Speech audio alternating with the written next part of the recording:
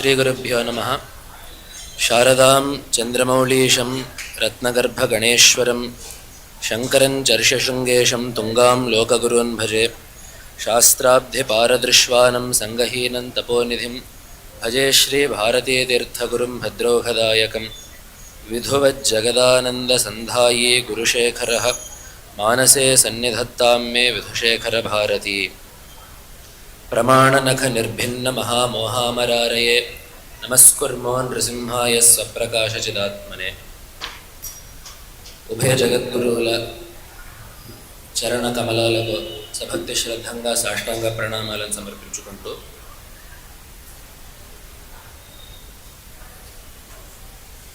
సమస్త జగత్తుకి సృష్టి స్థితి లయకారకుడైన భగవంతుడు రకరకాల సందర్భాల్లో రకరకాల కార్యాలను నెరవేర్చడానికి అవతరిస్తూ ఉంటాడు.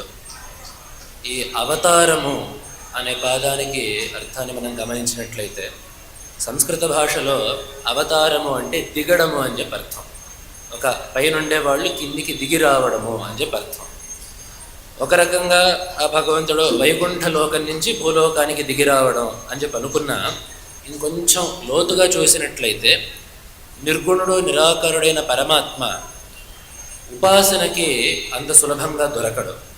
కాబట్టి అటువంటి నిర్గుణ స్థితిలో ఉండే పరమాత్మ మన చేత పూజింపబడడానికి, మన చేత తెలియబడడానికి తన యొక్క నిర్గుణ స్థితి నుండి ఒక్క మెట్టు దిగి నామరూపాలతో మన ముందుకు వచ్చినప్పుడు అతన్ని మనం అవతారము అని చెప్పి అంటాము.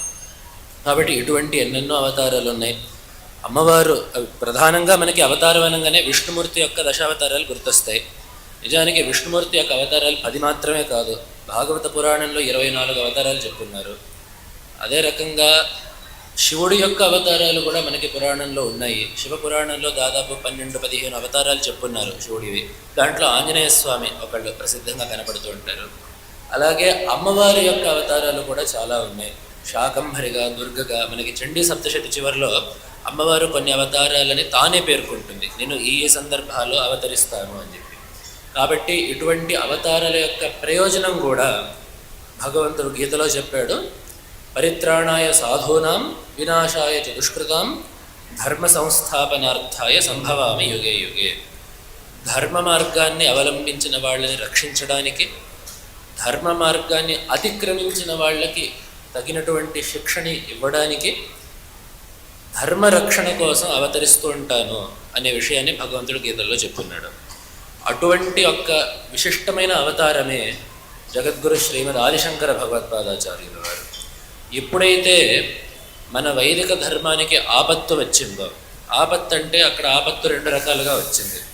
ఒకటి అసలు వేదాన్నే నమ్మని మతాల యొక్క ప్రభావం ఒకటి.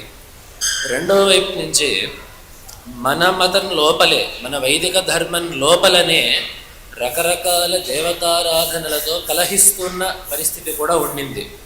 శివుడిని ఉపాసించే వాళ్ళు శైవులని, విష్ణువుని ఉపాసించే వాళ్ళు వైష్ణవులని, శక్తిని ఉపాసించే వాళ్ళు శాక్తేయులని, వీళ్ళ మధ్యలో పరస్పర కలహాల వల్ల సనాతన ధర్మానికి లోపల నుండి ఒక దౌర్బల్యం అనేది ఏర్పడింది.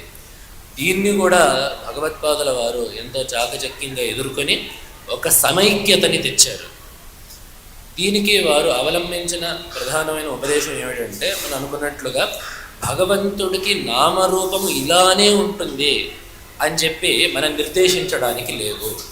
భగవంతుడు భక్తులు ఎలా పూజిస్తారో, మహర్షులు ఆ భగవంతుడిని ఎలా ఉపాసించారో దానికి తగిన నామరూపాలని ధరించగలిగిన శక్తి భగవంతుడికి ఉంది. కాబట్టి రూపభేదాన్ని, నామభేదాన్ని చూసి కలహించాల్సిన అవసరం లేదు. ఈ రూపమే, ఈ నామమే అని చెప్పి పట్టుపట్టాల్సిన అవసరం లేదు. ఏ పరమాత్మ అయితే త్రినేత్రాలు త్రిశూలంతో కనిపిస్తున్నాడో అదే పరమాత్మ మరొక సందర్భంలో శంఖచక్ర గదాపద్మాలతో కనపడవచ్చు. అదే పరమాత్మ మరొక సందర్భంలో గజముఖంతో కనపడవచ్చు. అదే పరమాత్మ స్త్రీ రూపంలో, మాతృరూపంలో లలితాదేవిగా కనపడవచ్చు. కాబట్టి ఎప్పుడైతే పరమాత్మకి ఫలానే రూపమే ఉండాలి అని చెప్పి మనం నియంత్రించడం ఆపేశామో అప్పుడు ఇక రకరకాల దేవతల యొక్క ఆరాధనలో ఏమాత్రం విరోధం లేదు. ఎందుకంటే మనం భగవత్పాదుల స్తోత్రాలను చూసినట్లయితే దేవత యొక్క పేరు, దేవత యొక్క రూపం మారుతూ ఉంటుంది, కానీ భగవంతుడి యొక్క తత్వం ఎక్కడ కూడా మారదు. ఏ స్తోత్రం చెప్పినా కూడా భగవత్తత్వం అనేది ఒకటే వస్తూనే ఉంది. ఆ తత్వాన్ని ఒక రూపం ద్వారా చెప్పడం అనేది అన్ని దగ్గరలో భగవంతుడు చేసిన పని. కాబట్టి అన్ని దేవతలు, మన సనాతన వైదిక ధర్మంలో ఏ దేవతలు అయితే ఉపాసింపబడతారో వాళ్ళందరూ కూడా భగవత్పాదుల యొక్క పూజను అందుకున్నారు. వాళ్ళందరూ కూడా భగవత్పాదుల చేత విశేషమైన స్తోత్రాలను కూడా అందుకున్నారు. అటువంటి దేవతలలో నరసింహస్వామికి ఒక ప్రత్యేకత ఉంది. ఈనాడు మనం నరసింహకరావలంబం చెప్పుకుంటున్నాం కాబట్టి అది కూడా చెప్పుకోవాలి. భగవత్పాదుల యొక్క ఉపాస్య దేవతల్లో నరసింహస్వామికి ఒక ప్రత్యేకత ఉన్నది. అందుకని ఆ భగవత్పాదుల అష్టోత్తర శతనామంలో కూడా వారి యొక్క చరిత్ర గురించి, వారి యొక్క ప్రవర్తన గురించి ఎన్నెన్నో నామాలు మనకు కనబడుతూ ఉంటాయి. కైలాస యాత్ర సంప్రాప్త చంద్రమౌళి ప్రపూజకాయ నమః అని ఒక పేరు. ఇప్పుడు మనకి శృంగేరిలో జగద్గురు శ్రీ భారతీర్థ మహాస్వామి వారు రోజు ఏ చంద్రమౌళీశ్వర లింగాన్ని అయితే ఆరాధిస్తున్నారో ఆ లింగము భగవత్పాదులు కైలాస యాత్రలో సంపాదించారు అనేది అక్కడ చెబుతున్నది.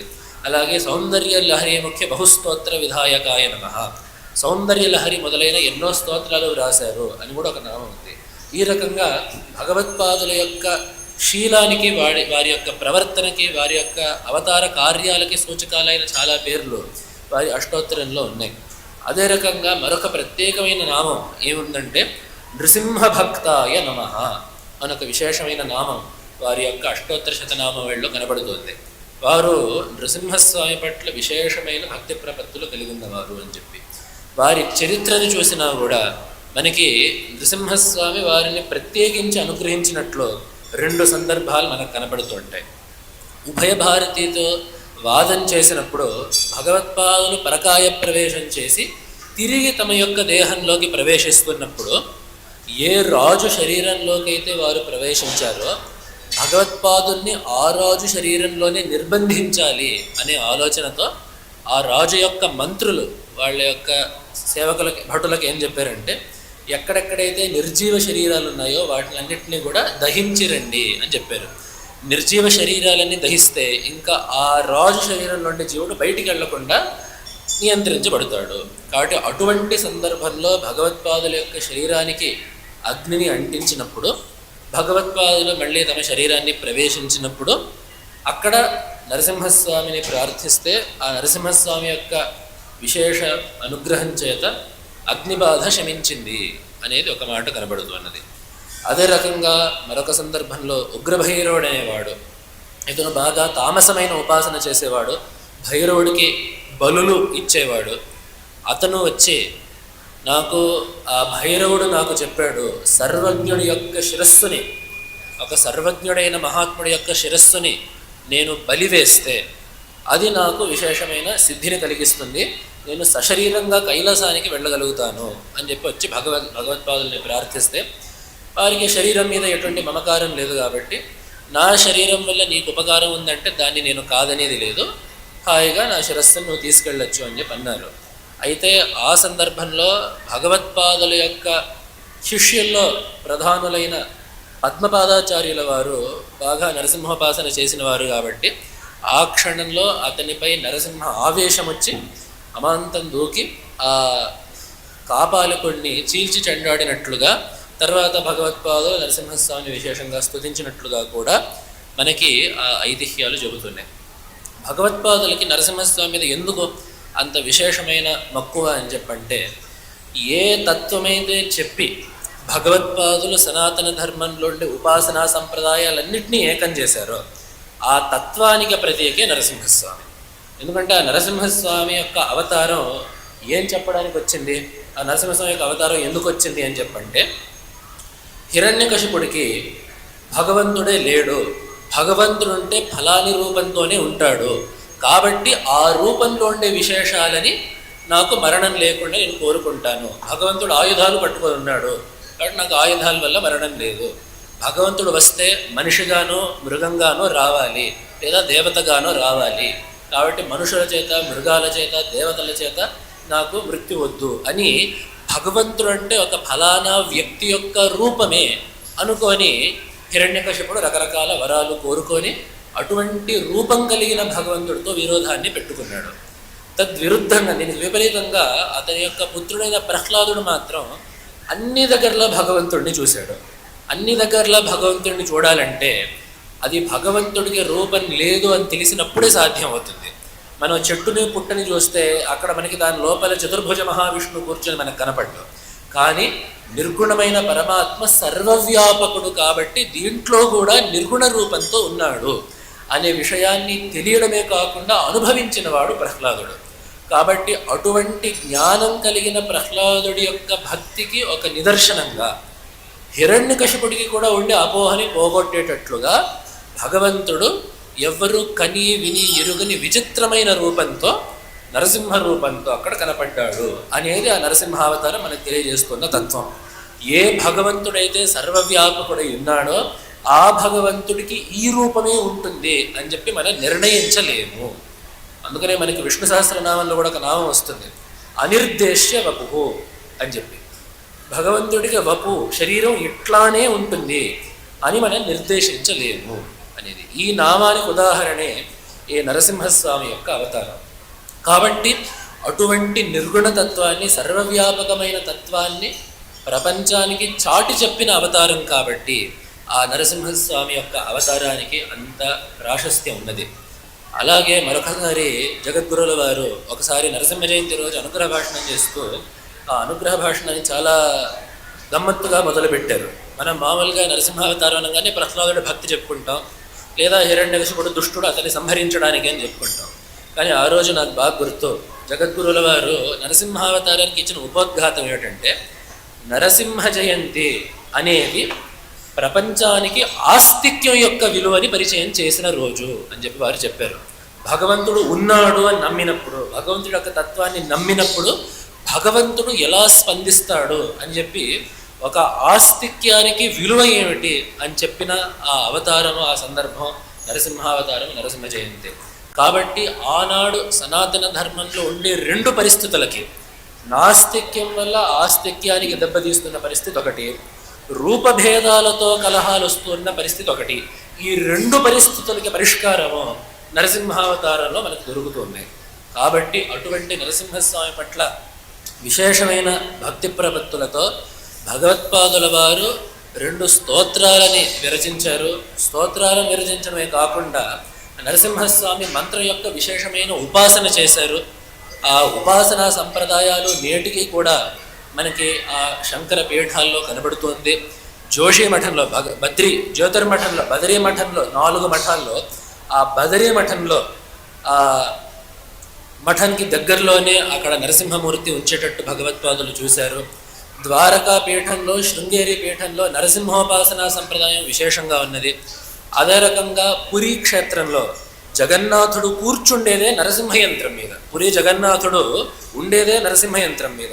కాబట్టి ప్రతి పీఠంలో కూడా నరసింహ సంస్పర్శ ఉండేటట్లుగా భగవత్పాదులు పీఠ వ్యవస్థని, వారి పరంపరలో నరసింహ ఉపాసనని వారు ప్రవర్తింపజేశారు. అదే రకంగా వారు ఎన్నో భాష్యాలను వ్రాసినప్పుడు, ఉపనిషత్ భాష్యాలు వ్రాసినప్పుడు వారు విశేషించి నరసింహ తాపనీయోపనిషత్తు అనే దానికి కూడా భాష్యాన్ని వ్రాసినట్లుగా విద్యారణ్యుల వారు రాసిన శంకర విజయం చెబుతున్నది. తతో మహాభారత సారభూతాః సవ్యాకరోద్భాగవతీశ్చ గీతాః సనత్సుజాతీయమసత్సుదూరం తతో నృసింహస్య చ తాపనీయం అని అక్కడ మాధవ శంకర దిగ్విజయంలో చెప్పిన మాట. ఆ భగవత్పాదులు ప్రస్థానత్రయ భాష్యాన్ని వ్రాస్తూ భగవద్గీతా భాష్యాన్ని రాసి, అది కాకుండా సనత్సుజాతీయానికి, మహాభారతం నుండి సనత్సుజాతీయానికి కూడా భాష్యాన్ని వ్రాసి నరసింహ తాపనీయోపనిషత్తు అనే ఉపనిషత్తుకి కూడా వారు వ్యాఖ్య రాశారు. అంటే ఆ నరసింహ తాపనీయోపనిషత్తులో నరసింహ మంత్రాన్ని వ్యాఖ్యానిస్తూ పరమాత్మ యొక్క నిర్గుణ తత్వాన్ని చెప్పారు. అక్కడ నరసింహ రూపాన్ని అడ్డుపెట్టుకొని అక్కడ ఎక్కువగా చెప్పింది ఏమిటంటే 3 శరీరాలకి, 3 అవస్థలకి అతీతంగా ఉండే పరమాత్మ తత్వం ఏదైతే ఉందో అది నిజమైన తత్వము, పరమాత్మ తత్వం అని చెప్పి అవి ఆ నరసింహ తాపనీయోపనిషత్తులో విశేషంగా ప్రతిపాదించబడి ఉంది. కాబట్టి అటువంటి ఉపనిషత్తుకు కూడా భగవత్పాదులు వ్యాఖ్య రాసి ఉన్నారు. ఇది కాక మనకి ప్రసిద్ధిలో 2 స్తోత్రాలు ఉన్నాయి. ఒకటి నరసింహ పంచరత్న స్తోత్రం అని చెప్పి ఒకటి, మరింత ప్రసిద్ధంగా నరసింహ కరావలంబ స్తోత్రం అని చెప్పి ఒకటి. ఈ ఈ నరసింహ పంచరత్న స్తోత్రం నిజానికి చాలా అద్భుతమైన స్తోత్రం, చాలా వేదాంత దక్షిణామూర్తి స్తోత్రానికి ధీటైన స్తోత్రం. ఎలాగైతే ఆ దక్షిణామూర్తి స్తోత్రంలో ఆ వేదాంత తత్వాన్నంతా కూడా దక్షిణామూర్తితో అన్వయించి ప్రదర్శించారో, అదేవిధంగా వేదాంతం యొక్క సారమంతా 5 శ్లోకాల్లో నరసింహస్వామికి అన్వయించి ఆ స్తోత్రంలో భగవత్పాదులు పెట్టారు. అయితే అది చాలా గంభీరమైన వేదాంత విచారం కాబట్టి అది కరావలంబ స్తోత్రానికి వచ్చినంత ప్రసిద్ధి దానికి రాలేదు. అయితే కరావలంబ స్తోత్రము చాలా గొప్ప స్తోత్రం. ఎందుకంటే ఏకకాలంలోనే దీంట్లో వేదాంత తత్వము చెప్పి ఉన్నారు, అలాగే భగవంతుడిని ఎలా ధ్యానించాలో చెప్పి ఉన్నారు, ఈ స్తోత్రం వల్ల మనకి కలిగే ప్రయోజనాలు చెప్పి ఉన్నారు, అలాగే ఈ స్తోత్ర పఠనం ద్వారా అన్ని విధాల ఆపత్తులు పోయి, రోగాలు పోయి, భయాలు పోయి మనకి నరసింహస్వామి యొక్క రక్షణను కలిగించే అవకాశం కూడా ఈ స్తోత్రం ద్వారా భగవత్పాదులు ఏర్పరిచారు. కాబట్టి అటువంటి స్తోత్రాన్ని వచ్చే గంట సేపు మనం కొద్దిగా అరగంట 30 గంట సేపు మనం చర్చించుకోబోతున్నాం. అసలు ముందు లక్ష్మీ నృసింహ మమదేహి కరావలంబం అనేది ఈ స్తోత్రంలో మకుటంగా వస్తున్నది.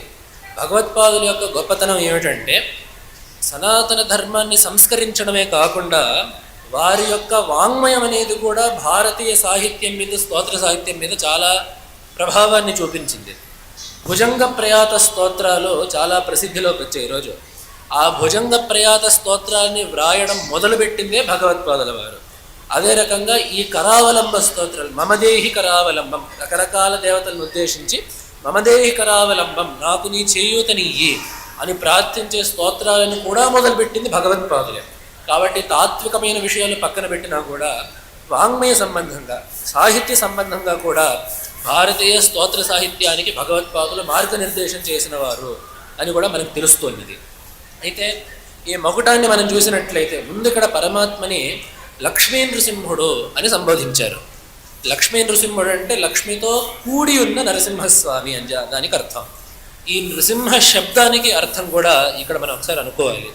నృసింహ శబ్దానికి అర్థము మనకి శాస్త్రాల్లో చెప్పి ఉన్నారు. ఎందుకంటే భగవంతుడి యొక్క ఏ నామమున్నా కూడా దానికి స్థూలంగా కనపడే ఒక అర్థము, తాత్వికంగా కనపడే ఒక అర్థం ఉంటూ ఉంటాయి. ఉదాహరణకి శివుడు అనగానే మనకి ఒక రూపం మనకి గుర్తొస్తుంది.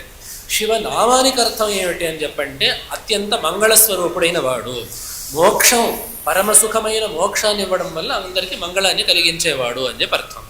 అలాగే ఏదో విష్ణువు అని చెప్పంటే మనకి వెంటనే ఒక రూపం గుర్తొస్తుంది. అయితే ఆ విష్ణు శబ్దానికి అర్థం ఏమిటంటే ఈ శంఖచక్ర గదా పద్మాలు ఉన్న రూపం మాత్రమే కాకుండా సర్వవ్యాపకమైన చైతన్యము అని చెప్పి అర్థం. అలాగే ఏదో దుర్గా అని చెప్పి పేరుంటే మహిషాసురుడిని సంహరించిన దేవత అని మాత్రమే అర్థం కాకుండా పొందడానికి చాలా కష్టమైనది, చేరడానికి చాలా కష్టమైనది. ఎందుకంటే మోక్షం, ఆ పరమాత్మని, మోక్ష స్వరూపమైన పరమాత్మని చేరుకోవడం అంత వీలైన సులభమైన విషయం కాదు. కాబట్టి అట్లా మోక్ష రూపంగా ఉండి చాలా చేరుకోవడానికి కష్టంగా ఉండే తల్లి కాబట్టి ఆవిడకి దుర్గా అని పేరు. ఈ రకంగా పరమాత్మ యొక్క పేర్లకి స్థూలమైన ఒక అర్థం కనపడుతున్నప్పటికీ లోపలుండే అంతరార్థం ఒకటి ఉంటూనే ఉంటుంది. అలాగే నరసింహ నామాన్ని చూసినా కూడా స్థూలంగా నరరూపము, సింహరూపము రెండూ ఉన్నవాడు నరసింహుడు అని చెప్పి అందరికీ తెలుస్తున్న విషయం. అయితే ఇక్కడ తాత్వికంగా మన శాస్త్రాల్లో చెప్పిన విషయం ఏమిటంటే నృశబ్దే నోచ్యతే జీవ సింహశబ్దేన చ స్వరాట్ తయోరైక్యం శృతి ప్రోక్తం నృసింహ ఇది శబ్ద్యతే అని చెప్పి మనకి శాస్త్రంలో చెప్తున్నారు. నరులు అంటే జీవులు అని చెప్పి అర్థం. అందుకనే మన నారాయణ శబ్దానికి అర్థం చెప్పుకున్నప్పుడు కూడా నారము అంటే నరుల యొక్క సమూహము అని చెప్పుకుంటుంటాం. కాబట్టి నర అనే పదం చేత జీవులందరూ కూడా చెబుతున్నారు. సింహము అంటే ఎవరు అంటే శ్రేష్ఠుడైన వాడు సింహుడు. మీరు చూడండి, రాజసింహుడు అని చెప్పి అంటారు. రాజులో శ్రేష్ఠుడైన వాడు రాజసింహము. అలాగే కవుల్లో శ్రేష్ఠుడైన వాడు కవిసింహము. ఈ రకంగా సింహము అంటే శ్రేష్ఠుడు అని చెప్పి అర్థం. అందరికంటే శ్రేష్ఠుడైన వాడెవరని చెప్పంటే ఈశ్వరుడు, అందరికంటే పైవాడు, అందరికంటే శ్రేష్ఠుడైన వాడినే ఈశ్వరుడు అని చెప్పి అన్నారు. కాబట్టి నర శబ్దానికి జీవుడు అని చెప్పి అర్థం, సింహ శబ్దానికి ఈశ్వరుడు అని చెప్పి అర్థం. జీవుడు ఈశ్వరుడు వేరు కాదు, వీరిద్దరిలో ఉండేది ఒకటే చైతన్యం అని చెప్పేదే నరసింహము అనే ఏకశబ్దము అనేది కూడా అక్కడ చెప్పున్నారు. అలాగే ఇంకో రకంగా సింహ శబ్దానికి హింసించువాడు అని చెప్పి అర్థం. అసలు సింహ శబ్దమే సంస్కృత వాంగ్మయంలో వచ్చిందే హింస శబ్దం నుంచి. కాబట్టి హింసించేవాడు అని చెప్పి అర్థం. జీవుల యొక్క జీవత్వాన్ని పోగొట్టేవాడు. జీవుడు అంటే ఎవరు? జనన మరణ చక్రంలో చిక్కుకున్నవాడు. మళ్ళీ మళ్ళీ పుడుతూ ఉంటాడు, మళ్ళీ మళ్ళీ మరణిస్తూ ఉంటాడు, రాగద్వేషాలతో కర్మలు చేస్తూ ఉంటాడు, దాని ఫలితాన్ని అనుభవిస్తూ ఉంటాడు, దానికోసం మళ్ళీ మళ్ళీ పుడుతూ ఉంటాడు. ఇటువంటి వాడిని జీవుడు అంటారు. ఇలా మళ్ళీ మళ్ళీ బ్రతికి చనిపోయి పుట్టి చనిపోయి ఉండే లక్షణమే జీవత్వం. ఇటువంటి జీవత్వాన్ని హింసించేవాడు నరసింహుడు అని చెప్పి కూడా మనకి అర్థం చెప్పున్నారు. కాబట్టి నరసింహుడు అంటే నరసింహ రూపం కలిగిన వాడు అని చెప్పి మాత్రమే అర్థం కాదు, జీవ బ్రహ్మ ఐక్యతత్వానికి నిలువెత్తు నిదర్శనమైన వాడు. అదేవిధంగా జీవుల యొక్క జీవత్వాన్ని పోగొట్టి వాళ్ళకి మోక్షాన్ని ప్రసాదించే పరమాత్మ అనేది ఈ నరసింహస్వామికి అర్థం. అయితే నరసింహ శబ్దానికి అర్థం అయితే ఇక్కడ లక్ష్మీ నృసింహ అని సంబోధించారు. ఇక్కడ లక్ష్మీదేవి ఎందుకంటే ఆ పరమాత్మకు విశేషమైన శక్తి ఒకటి ఉంది. ఆ శక్తికి ఎలాగైతే పరమాత్మకి రూపాన్ని బట్టి పేరు మారుతూ ఉంటుందో ఆయా రూపాన్ని బట్టి శక్తి యొక్క పేరు కూడా మారుతూ ఉంటుంది. ఎప్పుడైతే పరమాత్మని శివుడు అని చెప్పన్నామో ఆ శక్తి మనం పార్వతి అని పిలిచాం. అదేవిధంగా ఎప్పుడైతే ఆ పరమాత్మని బ్రహ్మ అని పిలిచామో ఆ శక్తి మనం సరస్వతి శారద అని పిలుస్తున్నాం. అలాగే ఆ పరమాత్మ మహావిష్ణువుగా కనబడుతున్నప్పుడు ఆ శక్తికి సరస్వతి, ఆ శక్తికి లక్ష్మి అని పేరు పెడుతున్నాం. కాబట్టి ఇక్కడ లక్ష్మీ నృసింహుడు అని చెప్పంటే ఆ పరమాత్మ యొక్క అనంతమైన శక్తికి సంకేతం. ఎందుకంటే ఆ శక్తితోనే పరమాత్మ ఈ సమస్త ప్రపంచాన్ని నడుపుతున్నాడు, దాన్ని సృష్టిస్తున్నాడు, చివరిలో దాన్ని లయం చేసుకుంటున్నాడు. కాబట్టి పరమాత్మ ఎంత అనంతమైన శక్తి కలిగిన వాడు అనే విషయాన్ని ఇక్కడ లక్ష్మీ నరసింహుడు అనే మాట మనకు తెలుస్తుంది. అలాగే ఇక్కడ మమదేహి కరావలంబం అని చెప్పి ఇక్కడ ప్రార్థించేది కూడా భగవంతుడి యొక్క చేయూతని. భగవంతుడి యొక్క చేయూత ఎందుకు కావాలి అని చెప్పంటే కేవల పురుష ప్రయత్నం చేత మన అన్ని పనులు సాధిస్తాయి అని చెప్పి ఏమీ లేదు. ఎందుకంటే పురుష ప్రయత్నం మన చేతుల్లో మాత్రమే ఉంది. కానీ ఒక పరిస్థితి సఫలం అవ్వాలంటే దాని మీద చాలామంది యొక్క ప్రభావాలు ఉంటాయి. చాలామంది ఇతర జీవులు కూడా ఒక దానికోసం ప్రయత్నిస్తూ ఉంటారు. అది మన ప్రయత్నానికి సహకరించవచ్చు, మన ప్రయత్నానికి విరుద్ధం కూడా కావచ్చు. అదే రకంగా మన యొక్క కర్మ మన పరిస్థితి ఎలా ఉందో తెలియదు. ఏ కర్మఫలం ఎప్పుడు వస్తుందో మనకు తెలియదు. ఇటువంటి విషయాలన్నింటినీ కూడా మన చేతుల్లో లేని విషయాలు ఏవేవైతే ఉన్నాయో అవన్నీ కూడా భగవంతుడి చేతుల్లో ఉన్నాయి.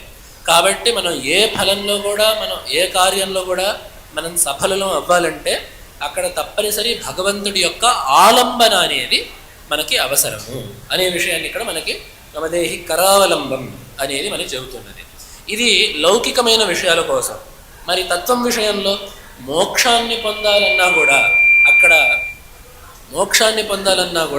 అక్కడ భగవంతుడి యొక్క అవలంబం ఎంతో అవసరమైనది. నిజానికి భగవంతుడు అటువంటి అవలంబాన్ని మనకి ఇదివరకే ఇచ్చున్నాడు. ఎందుకంటే గీతల్లో కూడా చెప్పాడు, ఎవరైతే ఈ సాధనా మార్గంలో ముందుకు వెళ్తారో వాళ్ళ సాధన వృధా కాకుండా నేను చూసుకుంటాను అని ఒక ఆలంబని భగవంతుడి గీతల్లో చెప్పి ఉన్నాడు. నహి కళ్యాణకృత్ కశ్చిత్ దుర్గతిం తాత గచ్చతి. ఎవరైతే శుభంకరమైన పనులను చేస్తారో ఈ సాధనా మార్గంలో ముందుకెళ్తారో వాళ్ళని నేను ఎప్పటికీ కూడా వదలను, వాళ్ళు చేసిన సాధన తప్పకుండా వాళ్ళని ముందుకు తీసుకువెళ్తుంది అనే విషయంలో బాధ్యత నాది అనే విషయాన్ని భగవంతుడు గీతల్లో చెప్పున్నాడు. కాబట్టి అందరికీ నిజానికి అవలంబాన్ని ఇచ్చేవాడే భగవంతుడు. కాబట్టి అటువంటి భగవంతుడి యొక్క అవలంబాన్ని కోరుకోవడమే ఆ భగవంతుడి యొక్క కరావలంబాన్ని కోరుకోవడం. అందున కూడా మనకి ఊత అనేది ఎప్పుడు అవసరం అవుతుంది? ఎప్పుడైతే మన శక్తికి మించిన పని మన ఎదుట ఉందో అప్పుడు మనకి మరొకరి యొక్క చేయూత కావాల్సి వస్తుంది. మనం మాత్రమే చేసుకోగలిగే పని ఉంటే వేరే వాళ్ళ యొక్క చేయూత అవసరం లేదు. ఎప్పుడైతే మన శక్తికి మించిన పని మన ఎదుట ఉంటుందో అప్పుడు మనం తప్పకుండా ఎవరికైతే ఆ పరిస్థితిని ఎదుర్కొనే శక్తి ఉంటుందో అటువంటి వారి యొక్క చేయూతని మనం తీసుకుంటూ ఉంటాం. కాబట్టి ఇక్కడ ఈ కరావలంబాన్ని భగవత్పాదులు దేనికోసం కోరుకున్నారో మనం చూడాలి. ఈ స్తోత్రంలో మూల పాఠంలో ప్రామాణికమైన పాఠంలో ఈ స్తోత్రంలో 17 శ్లోకాలు ఉంటాయి. శ్రీమద్ పయోనిధి నికేతన నుంచి లక్ష్మీ నృసింహ చరణాబ్జ మధువ్రతేన అనే శ్లోకం వరకు కూడా 17 శ్లోకాలు ప్రామాణికమైన పాఠంలో, పీఠంలో కూడా సంప్రదాయంలో వస్తున్న పాఠంలో 17 శ్లోకాల యొక్క పాఠం. దీంట్లో దాదాపు 10 శ్లోకాల వరకు కూడా భగవత్పాదులు ప్రార్థించింది ఒకటే, సంసారం నుంచి నాకు విముక్తి కావాలి అనేదే ఈ స్తోత్రంలో ప్రధానమైనది. సంసారం అనేది ఒక ఏనుగు వంటిది, నన్ను తొక్కేస్తోంది, దాని నుండి నన్ను రక్షించు. సంసారం అనే వలలో పడిన చేపను నేను, దాని నుంచి నన్ను విడిపించు. సంసారం అనే దావాగ్నిలో పడ్డాను, దాని యొక్క తాపాన్ని నేను తట్టుకోలేకపోతున్నాను, దాని నుండి నాకు విముక్తిని కలిగించు. సంసారం అనే వృక్షాన్నెక్కి దాని నుండి పడిపోతున్నాను, ఆ సందర్భంలో నన్ను రక్షించు. సంసారం అనే ఘోరారణ్యంలో నేను దారి తప్పాను, దాని నుండి విముక్తి మార్గాన్ని నాకు చూపించు. సంసారం అనే నూతిలో నేను పడిపోయాను, ఆ నూతి నుండి నన్ను పైకెత్తు అని రకరకాల ఉపమానాలు చెప్పి చివరికి చెప్పింది ఏమిటంటే, ఈ సంసారమే దాని నుండి నన్ను నువ్వు బయట పెట్టాలి అనేది అన్ని శ్లోకాల్లో వస్తున్న తాత్పర్యం. నిజానికి జ్ఞాన మార్గంలో భగవత్పాదులాగా జ్ఞాన మార్గంలో ఉండేవాళ్ళకి అంతకంటే కోరుకునేది ఏమీ లేదు. అందుకనే భగవత్పాదులు కూడా ఆ ప్రశ్నోత్తరత్న మాలికలో ఏమంటారంటే త్వరితం కిం కర్తవ్యం విదుషాం. నిజమైన వివేకం కలిగిన వాళ్ళు అతి వేగంగా ఏం చేస్తారు, తొందరతో బాగా మనం ఈ విషయాన్ని మనం తొందరగా పొందాలి అనుకొని ఏం చేస్తారు అని చెప్పంటే, సంసార సంతతి ఛేద. సంసార యొక్క సంతతి మళ్ళీ మళ్ళీ పుట్టడం, మళ్ళీ మళ్ళీ చనిపోవడం అనే ఈ ప్రవాహం ఏదైతే ఉందో దాని నుండి బయటపడడానికి వివేకం కలిగిన వాడు త్వరగా పనిచేస్తాడు అనే విషయాన్ని అక్కడ భగవత్పాదులు చెప్పున్నారు. దానికి నిదర్శనం భగవత్పాదుల కంటే ముందు కూడా ప్రహ్లాదుడు ఇదే మాట భాగవతంలో చెప్పున్నాడు. నరసింహస్వామి హిరణ్యకశిపుడిని సంహరించి ఆ సింహాసనం మీద కూర్చొనున్నప్పుడు ఎవ్వరూ కూడా ఆ భగవంతుడిని సమీపించడానికి వాళ్ళకి ధైర్యం చాలలేదు. అటువంటి పరిస్థితిలో ప్రహ్లాదుడు ఎటువంటి భయం లేకుండా కూడా చక్కగా సమీపించి భగవంతుడికి నమస్కరించాడు. అక్కడ నా రూపం అత్యంత భయానకమైన నా రూపాన్ని చూస్తుంటే నీకు భయం వేయడం లేదా అని అడిగినప్పుడు అక్కడ ప్రహ్లాదుడు చెప్పిన మాట ఒకటి ఉంది, నాహం విభేమ్యజిత తేతి భయానకాస్తి జిహ్వార్క నేత్ర రభసి భృకుటోగ్ర దంష్ట్రాత్. నీ రూపం ఏదైతే ఉందో, నీ కనుబొమ్మలు కానీ నీ కోరలు కానీ అరిభిన్ నఖాగ్రాత్, నువ్వు శత్రువుని సంహరించడానికి వాడిన ఆ నఖాలని కానీ, నీ యొక్క గర్జనని కానీ, నిర్హ్రాద భీత దిగిభాత్, నీ యొక్క గర్జనని కానీ, వేటిని చూసి కూడా నాకు ఈషత్తు కూడా భయం కలగడం లేదు అని చెప్పి అన్నాడు ప్రహ్లాదుడు. అయితే మరి నా శరణు నీకు ఎందుకు కావాలి అని చెప్పంటే దాని తర్వాత అన్నాడు ప్రహ్లాదుడు, త్రస్తోస్మ్యహం కృపణవత్సల దుస్సహోగ్ర సంసార చక్ర కథనాత్ అని చెప్పి అన్నాడు. నాకు నీ రూపాన్ని చూస్తే భయం లేదు, సంసారాన్ని తలుచుకుంటే భయం వేస్తోంది అనే మాటను అక్కడ ప్రహ్లాదుడు చెప్పాడు. అక్కడ ప్రహ్లాదుడు నరసింహస్వామిని ఉద్దేశించి ఏ మాటనైతే అన్నాడో, నిజానికి అభయం ఇచ్చేది నువ్వు. అందుకని అక్కడ ప్రహ్లాదుడు అంటాడు, రూపం నృసింహ విభయాయ జనాస్మరంతి. ఓ నరసింహ, నువ్వు ఏమీ చేయక్కర్లేదు, నీ రూపాన్ని తలుచుకుంటే అందరికీ కూడా అభయం వస్తుంది అనే విషయాన్ని కూడా అక్కడ ప్రహ్లాదుడు భాగవతంగా చెప్పి అన్నాడు. కాబట్టి అక్కడ ఏ తత్వాన్ని అయితే నరసింహస్వామిని ఉద్దేశించి ప్రహ్లాదుడు అన్నాడో, నీ రూపము నీ యొక్క అనుగ్రహం మాకు మోక్షాన్ని కలిగిస్తుంది, సంసారం నుంచి విముక్తిని కలిగిస్తుంది, భయం అనేది నిజానికి సంసారం నుండే ఉంది అని ఏ భావాన్ని అయితే అలనాడు కృతయుగంలో ప్రహ్లాదుడు నరసింహస్వామి ముందు ప్రకటించాడో, అదే భావాన్ని మళ్ళీ అంతటి జ్ఞాని అయిన భగవత్పాదుల వారు ఈ కరావలంబ స్తోత్రం ద్వారా ప్రకటించారు. సంసారం అంటే ఎందుకు అంత భయం? చాలామంది ఈ లోకం సుఖంగానే ఉన్నారు కదా, కొంతమంది దుఃఖంతో ఉన్నారు, కొంతమంది సుఖంగా ఉన్నారు. అట్లా కొంతమంది దుఃఖం కొంతమందికి సుఖాన్ని ఇచ్చిన సంసారం అందరికీ దుఃఖకరమైనది అని చెప్పి మనం ఎలా చెప్పగలుగుతామంటే, ఈ మాట ఎవరంటారంటే సంసారం మీద సరైన అవగాహన లేని వాళ్ళే అంటారు. ఎందుకంటే మనం సంసారంలో కోరుకునేది అప్పుడప్పుడు సుఖాలనే కాదు, మనం ఎల్లప్పుడూ సుఖంగా ఉండాలని చెప్పి కోరుకుంటాం. అటువంటి సుఖం మనకు సంసారంలో ఎప్పటికీ దొరకదు. అయితే మన సంసారంలో ఖాయంగా చెప్పగలిగేది ఏమిటంటే, దుఃఖం అనేది మళ్ళీ మళ్ళీ కలుగుతూ ఉంటుంది. ఎందుకు అని చెప్పి మనం చూసుకున్నట్లయితే, ఈ లోకంలో అన్ని వస్తువులు రెండు రకాలుగా ఉంటాయి. మనకి ఇష్టమైన వస్తువులు, మనకి ఇష్టం లేని వస్తువులు. ఇష్టం లేని వస్తువుల వల్ల దుఃఖం కలుగుతుంది అనే విషయం అందరికీ స్పష్టంగా తెలుస్తుండేది. అయితే మనకి ఇష్టం కలిగించే వస్తువులు కూడా మనకి దుఃఖాన్ని చివరికి కలిగిస్తూ ఉంటాయి అనే విషయాన్ని మనం చాలాసార్లు మనం గుర్తించాం. ఎందుకంటే మనకి ఏ వస్తువు అయితే మనకి సుఖాన్ని కలిగిస్తుందో అది ఎంతకాలం మనతో పాటు ఉంటుంది? ఆ వస్తువు ఉన్నంత వరకు మనం ఉంటామని నమ్మకము లేదు. కాబట్టి ఒకవేళ అట్లా విడిపోయినా కూడా ఆ వస్తువు వల్ల వచ్చే సుఖాన్ని మనం కోల్పోతున్నాం. ఒకవేళ మనం ఉన్నా కూడా శాశ్వతంగా ఉండే వస్తువు ఈ ప్రపంచంలో ఒక్కటి కూడా లేదు. కాబట్టి ఆ వస్తువు కూడా ఎప్పటికప్పటికి జారిపోవాలి. ఎప్పుడైతే ఆ వస్తువు జారిపోయిందో ఆ వస్తువు యొక్క వియోగం వల్ల వచ్చే దుఃఖం మాత్రం కలకాలం నిలుస్తుంది. ఆ వస్తువు మన దగ్గర ఉన్నంతకాలం మనం సుఖం అనుభవిస్తాం అన్నమాట నిజమే. అయితే ఆ వస్తువు మన చేతుల నుండి, వస్తువు కావచ్చు, ఒక వ్యక్తి కూడా కావచ్చు, ఒక పరిస్థితి కావచ్చు, పదవి కావచ్చు, ఏదైనా సరే, ఎప్పుడైతే మనకి సుఖాన్ని కలిగించే పదార్థము మన చేతుల నుండి జారిపోయిందో అప్పటి నుంచి ఆ వస్తువు యొక్క స్మరణ వల్ల, ఆ వస్తువు వల్ల మన మనస్సులో పడిన సంస్కారం వల్ల దుఃఖమే కలుగుతుంది తప్ప సుఖం అనేది దాని ద్వారా లభించదు. కాబట్టి ఏ అనుభవమైనా సరే ఎప్పుడైతే మనం బాహ్యమైన లోకం నుండి ఆనందాన్ని మనం కోరుకుంటామో అప్పుడు మనకి చివరి పరిణామం ఏమిటంటే దుఃఖం మాత్రమే అనేది శాస్త్రీయమైన సిద్ధాంతం.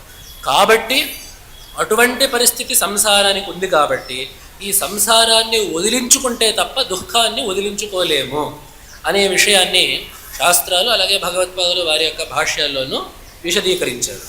అయితే ఈ సంసారం యొక్క స్వరూపం ఏమిటి అనేది కూడా ఈ కరావలంబ స్తోత్రంలో చెప్పారు. సంసార వృక్షం అఘబీజం అనంతకర్మ శాఖాయుతం కరణపత్రం అనంగ పుష్పం ఆరుహ్య దుఃఖ ఫలినం పతతో దయాలో లక్ష్మీ నృసింహ మమదేహి కరావలంబం అని ఈ శ్లోకంలో సంసారం అంటే ఏమిటో మనకు కళ్ళకు కట్టినట్టు చూపించారు.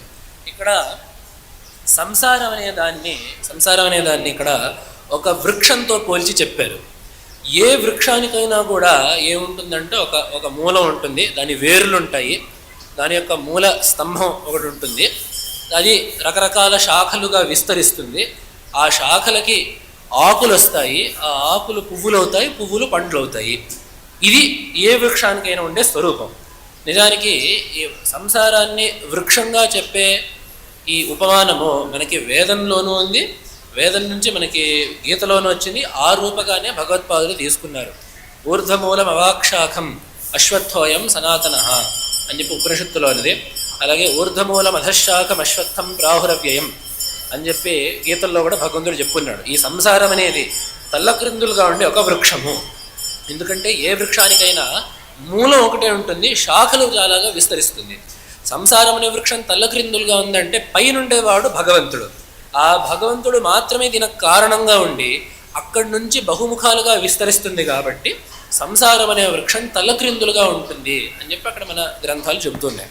అయితే ఈ వృక్షం యొక్క అవయవాలు ఏమిటి అనే విషయాన్ని చెప్తూ భగవత్పాదులు కఠోపనిషత్ భాష్యంలో ఒక మంచి వివరణ ఇచ్చారు. అయితే అక్కడ వెళ్ళకపోయినా ఇక్కడ ఈ కరావలంబ స్తోత్రంలో భగవత్పాదులు ఏం చెప్పారంటే, ఈ సంసారం అనే వృక్షానికి బీజం ఏమిటి, విత్తనం ఏమిటి అని చెప్పంటే అఘము, అఘబీజం అని చెప్పి అన్నారు. అఘము అని చెప్పంటే పాపం. పాపం అనే దానివల్ల ఈ సంసారం అనేది పెరుగుతూ ఉంటుంది. ఎందుకంటే మనకి ఈ శరీరం అనేది ఎందుకు వచ్చింది? మనం ఎన్నో కర్మలు చేసాం. ఆ కర్మల్ని అనుభవించాలంటే, కర్మఫలాన్ని అనుభవించాలంటే శరీరం ఉండి తీరాలి. కాబట్టి ఈ శరీరం ద్వారా సంసారం ఏర్పడడానికి మూలం ఏమిటి అని చెప్పంటే పాపకర్మ అనేది. అయితే మనకి ఇక్కడ ఇంకో సందేహం వస్తుంది. పాపం ఒక్కటే కాదు కదా మన శరీర గ్రహణానికి హేతు, పుణ్యం కూడా ఉంది కదా. పాప పుణ్యాలు రెండు కలిస్తేనే నిజానికి మానవ శరీరం వచ్చేది. శుభైరాప్నోతి దైవత్వం నిషిద్ధైర్ నారకీం తనుం. కేవలం పుణ్యం అనుభవించాలంటే దివ్య శరీరం వస్తుంది, కేవలం పాపాన్ని అనుభవించాలంటే నరక శరీరం వస్తుంది. ఉభాభ్యాం పుణ్యపాపాభ్యాం మానుష్యం లభతే అవశః. పుణ్యపాపాలు రెండు అనుభవించాలంటే అప్పుడు మనకి ఈ మనుష్య శరీరం వచ్చేది. కాబట్టి మనుషులకి ఈ సంసారం అనే దానికి పాపం మాత్రమే బీజం ఎందుకు అవుతుంది?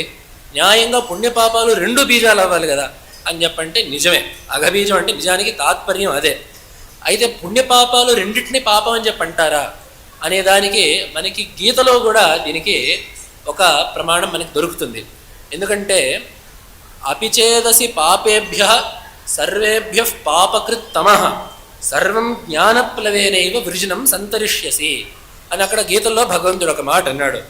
నువ్వు పాపుల్లోకెల్లా పాపివైనా కూడా జ్ఞానము అనే ఒక్క ఓడ యొక్క సహాయం తీసుకొని నువ్వు దాన్ని తరింపగలవు అనేది అక్కడ భగవంతుడు చెప్పిన మాట.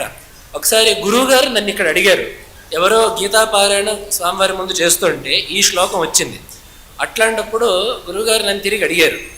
అది అడిగారంటే పరీక్షించినట్లుగా, ఏమిటి శ్లోకం, నిజానికి అంత పాపం చేసిన వాడికి అసలు జ్ఞానం అనేది వస్తుందా?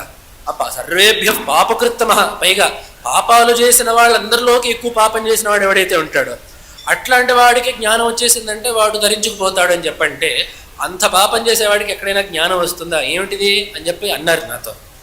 అనగానే అవును నిజమే కదా గురువుగారు, చూస్తాను అని చెప్పి వెళ్ళి నేను మళ్ళీ భగవత్పాదుల గీతా భాష్యాన్ని చూసి వచ్చాను.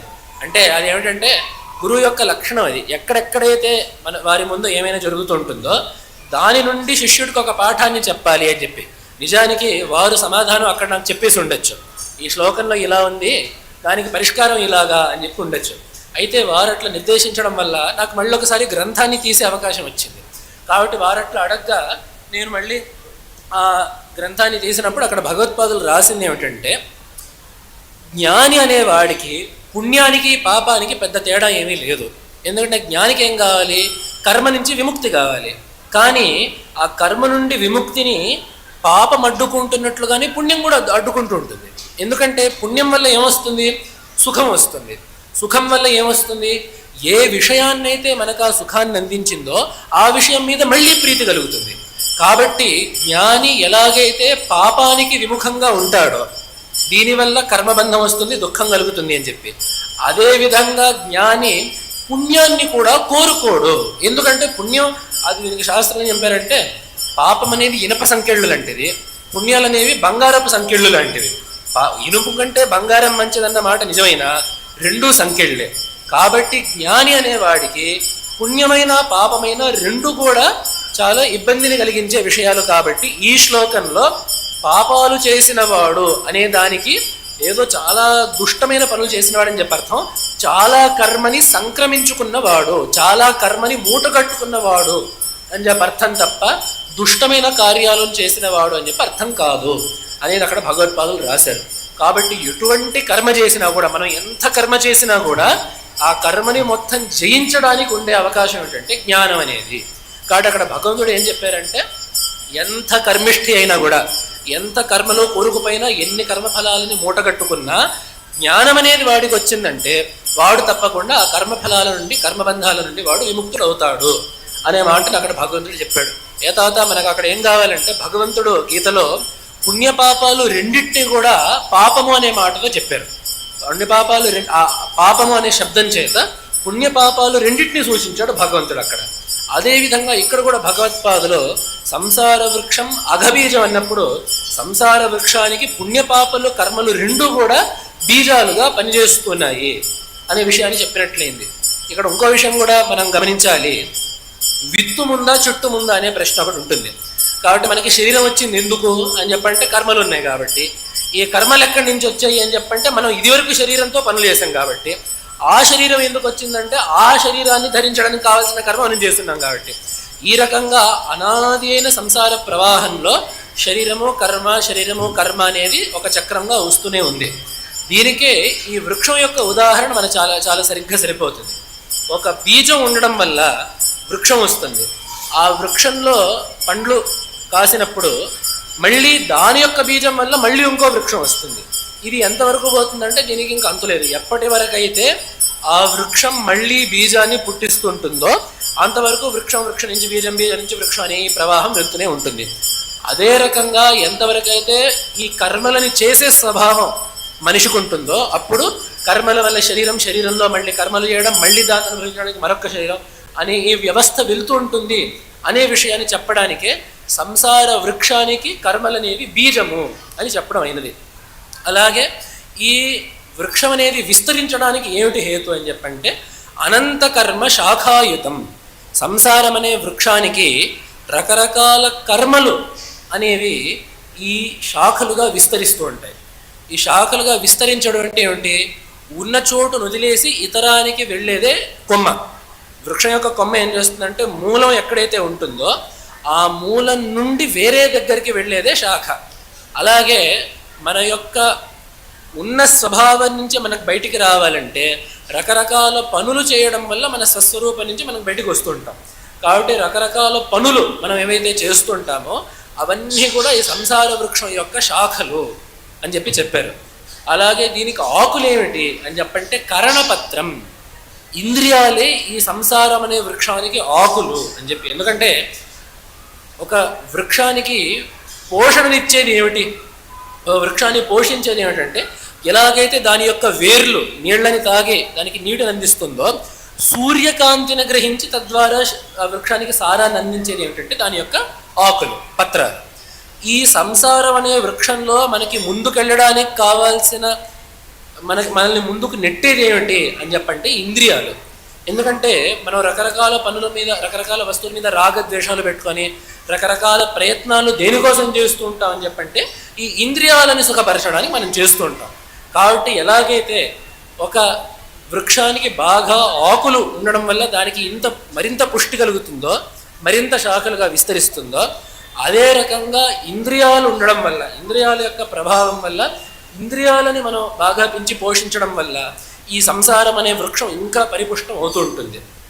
అలాగే ఈ ఇంద్రియాలని వదిలేస్తే, అలాగే ఆకుని మనం వదిలేసామంటే అదేమవుతుందంటే ఆకు క్రమక్రమంగా పువ్వుగా మారుతుంది. అయితే ఇంద్రియాలనే ఆకులని వాటి దారిలో వాటి వదిలేస్తే ఏమవుతుందంటే అనంగ పుష్పం, కామము అనే పుష్పము ఈ సంసారం అనే వృక్షం మీద పూస్తూ ఉంటుంది. రకరకాల కర్మలే శాఖలుగా ఇంద్రియాలనే ఆకులుగా కలిగిన ఈ వృక్షానికి పువ్వులు ఏమిటి అని చెప్పంటే రకరకాల కోరికలు. అనంగుడు అంటే ఇక్కడ కోరిక. రకరకాల అనంగ పుష్పం అంటే రకరకాల కోరికలు ఈ సంసారం అనే వృక్షం మీద పువ్వులుగా పూచుతూ ఉంటాయి. ఎలాగైతే మనం ఆకుని తెంపేయకపోతే అది పువ్వుగా పరిణమిస్తుందో అదే రకంగా ఇంద్రియాలని మనం అడ్డుకోకపోతే దాని నుండే మనకి రకరకాల కోరికలు అనేవి ఏర్పడుతుంటాయి. అందుకనే భగవంతుడు గీతలో ఈ ఇంద్రియాలను అడ్డుకోవడం గురించి చాలా ప్రత్యేకంగా చెప్పున్నాడు. అక్కడ భగవంతుడు చెప్పిన వరుస ఏమిటంటే ధ్యాయతో విషయాన్ పుంసః సంగస్తేషు ఉపజాయతే సంగాత్ సంజాయతే కామః అని చెప్పన్నారు. అక్కడ నిజానికి మనకి ఒక వస్తువుతో సంబంధం ఎప్పుడు ఏర్పడుతూ ఉంటుందని చెప్పంటే దాని గురించి అవసరం లేకపోయినా పదే పదే దాని గురించి ఆలోచిస్తూ ఉన్నప్పుడు దాని మీద సంఘం ఏర్పడుతుంది. లేకపోతే నిజానికి మనకి ఆ వస్తువుకి ఎటువంటి సంబంధము లేదు. ఆ వస్తువు గురించి పదే పదే ఆలోచించడం వల్ల మనకి ఆ వస్తువుకి ఒక సంబంధం ఏర్పడుతుంది. ఆ సంబంధం ఏర్పడేసరికి అది మనకి అనుకూలంగా ఉండడమో ప్రతికూలంగా ఉండడం వల్ల సంగాత్ సంజాయతే కామః, దాని మీద దానికి సంబంధించిన ఒక కోరిక పుడుతుంది. ఆ కోరిక తీరకపోతే కామాత్ క్రోధోభిజాయతే, కోపం అనేది వస్తుంది. క్రోధం వల్ల ఏమవుతుందంటే క్రోధాత్ భవతి సమ్మోహ, క్రోధం ఏం చేస్తుందంటే మన బుద్ధిని పనిచేయకుండా ఆపేస్తుంది. సమ్మోహాత్ స్మృతి విభ్రమ, అటువంటి బుద్ధి పనిచేయకపోవడం వల్ల స్మృతి అనేది దెబ్బతింటుంది. స్మృతి అంటే ఏమిటి అని చెప్పంటే అక్కడ భగవద్పాదుల భాష్యంలో రాశారు, శాస్త్రము ద్వారా గురువు ద్వారా మనం ఏ జ్ఞానాన్ని అయితే ఆర్జించామో దానికి స్మృతి అని చెప్పి పేరు. ఆ క్రోధం యొక్క ఆవేశం వల్ల ఏమవుతుందంటే మనం చదువుకున్నదంతా మనం ఆర్జించిన జ్ఞానం అంతా కూడా ఆ క్షణంలో పనికి రాకుండా పోతుంది. అది మనకి గుర్తుకు ఆ కోపం ఆ ఉద్రేకం ఉన్న ఆ క్షణంలో వాడు చదువుకున్నది, వాడు తెలుసుకున్నది, వాడు అభ్యసించినది ఏది కూడా వాడికి గుర్తురాదు. అటువంటి గురు బోధన శాస్త్ర బోధలు వాడికి గుర్తు రాకపోవడం వల్ల ఏమవుతుందంటే స్మృతిభ్రంశాత్ బుద్ధినాశ. బుద్ధి అంటే వివేకం, నిర్ణయించుకునే శక్తి. ఏదైనా ఇది మంచి ఇది చెడు అని ఏ నిర్ణాయకమైన బుద్ధి అయితే ఉంటుందో ఎప్పుడైతే మనం శాస్త్రాన్ని మర్చిపోయామో సరి అయిన నిర్ణయాన్ని తీసుకుంటే బుద్ధిశక్తి మనకి లేకుండా పోతుంది. ఎప్పుడైతే సరి అయిన నిర్ణయాన్ని మనం తీసుకోలేకపోతామో అప్పుడు బుద్ధినాశాత్ ప్రణశ్యతి. ప్రణశ్యతి అంటే వాడు నాశనం అయిపోతాడు, వాడు నరకానికి పోతాడని చెప్పి కాదు. అక్కడ చక్కగా భగవత్పాదులు ప్రణశ్యతి అనే దానికి అర్థం ఏం రాశారంటే పురుషార్థ ప్రాప్తికి అయోగ్యుడవుతాడు. ధర్మార్థ కామ మోక్షాలని సాధించడానికి నిజమైన మార్గం ఏదైతే ఉంటుందో ఆ మార్గం నుంచి చాలా దూరం వెళ్ళిపోయిన వాడు అవుతాడు అనేది. దీని మొత్తానికి కారణం ఏమిటని చెప్పంటే ఇంద్రియాలు. ఇంద్రియాలు ఎప్పుడైతే ఒక వస్తువు మీద లగ్నమయ్యాయో దానికి సహజంగా ఒక కోరిక దాని మీద ఏర్పడుతుంది. అది చెప్పడానికి మనం ఈ వరసంతా చెప్పింది. కాబట్టి సంసారం అనే వృక్షంలో దుఃఖానికి మూల బీజం ఎక్కడ పడుతుందంటే ఇంద్రియాలని వదిలేసి వాటికి కామం అనే దాన్ని కలుగనిచ్చాం కాబట్టి ఆ కరణాలు అనే పత్రాలు కామము అనే పుష్పంగా మారాయి. తద్వారా రకరకాల కోరికలతో మనం కొట్టుమిట్టాడుతున్నాము. అయితే ఎలాగైతే సహజంగా పత్రం పుష్పమవుతుందో పుష్పం కూడా పువ్వు కూడా సహజంగా ఫలం అవుతుంది. కాబట్టి ఇక్కడ కూడా ఎలాగైతే ఇంద్రియాలు వదిలేస్తే రకరకాల కోరికలు పుట్టాయో అదే రకంగా ఆ కోరికల్ని వెంబడించి అనుసరించి ఆ కోరికల్ని వాటికి తోచినట్టుగా పెరగనిస్తే దానికి ఆ కోరికలనే పువ్వుల నుండి వచ్చే ఫలం ఏమిటంటే ఆరుహ్య దుఃఖ ఫలినం. దానికి చివరిలో వచ్చే ఫలితం ఏమిటంటే దుఃఖం తప్ప మరొక్కటి లేదు. మనం ఇదివరకే అనుకున్నాం. ఎందుకు అని చెప్పంటే రకరకాల వస్తువులు దుఃఖాన్ని కలిగించే వస్తువుల వల్ల నేరుగా ఉండే దుఃఖం, మనకి సుఖాన్ని కలిగించే వస్తువులు కూడా అవి మనకి దూరం అయిపోయేసరికి దుఃఖం. అలాగే లోకంలో మరొక విచిత్రమైన పరిస్థితి ఒకటి ఏమిటంటే మనకి సుఖాన్ని కలిగించే వస్తువు ఉన్నా కూడా అది మనకి దుఃఖాన్ని కలిగిస్తుంటుంది. దీన్ని నిజానికి భగవత్పాదులు ఒక మంచి ఉదాహరణతో నరసింహ పంచరత్న స్తోత్రంలో చెప్పారు. మనం దాన్ని కూడా అక్కడ ప్రస్తావించుకోవచ్చు. స్రక్ చందన వనితాదీన్ విషయాన్ సుఖదాన్ మత్వా తత్ర విహరసే గంధఫలీ సదృశాననుతేమి భోగానంతర దుఃఖకృతస్యు అని చెప్పి ఒక మాట అక్కడ నరసింహ పంచరత్న స్తోత్రంలో అన్నారు. ఈ రకరకాల సత్కారాలు, రకరకాల ద్రవ్యాలు, రకరకాల భోగాలన్నీ ఓ మనస్సా, ఇటువంటి భోగాలన్నీ నువ్వు సుఖాన్ని కలిగిస్తున్నాయి అనుకోని నువ్వు వాటి వెనకాల వెళ్తున్నావు. నువ్వు గమనించట్లేదు ఏమిటంటే గంధఫలి అనే ఒక లతలాగా అవి నీకు భోగం అవ్వంగానే నీకు దుఃఖాన్ని కలిగిస్తాయి అని. ఈ గంధఫలి యొక్క లత యొక్క స్వభావం ఏంటంటే అది కేవలం కవి సమయం చమత్కారంగా చెప్పే మాట. కవులు కొన్ని విషయాలు చమత్కారంగా చెప్తుంటారు.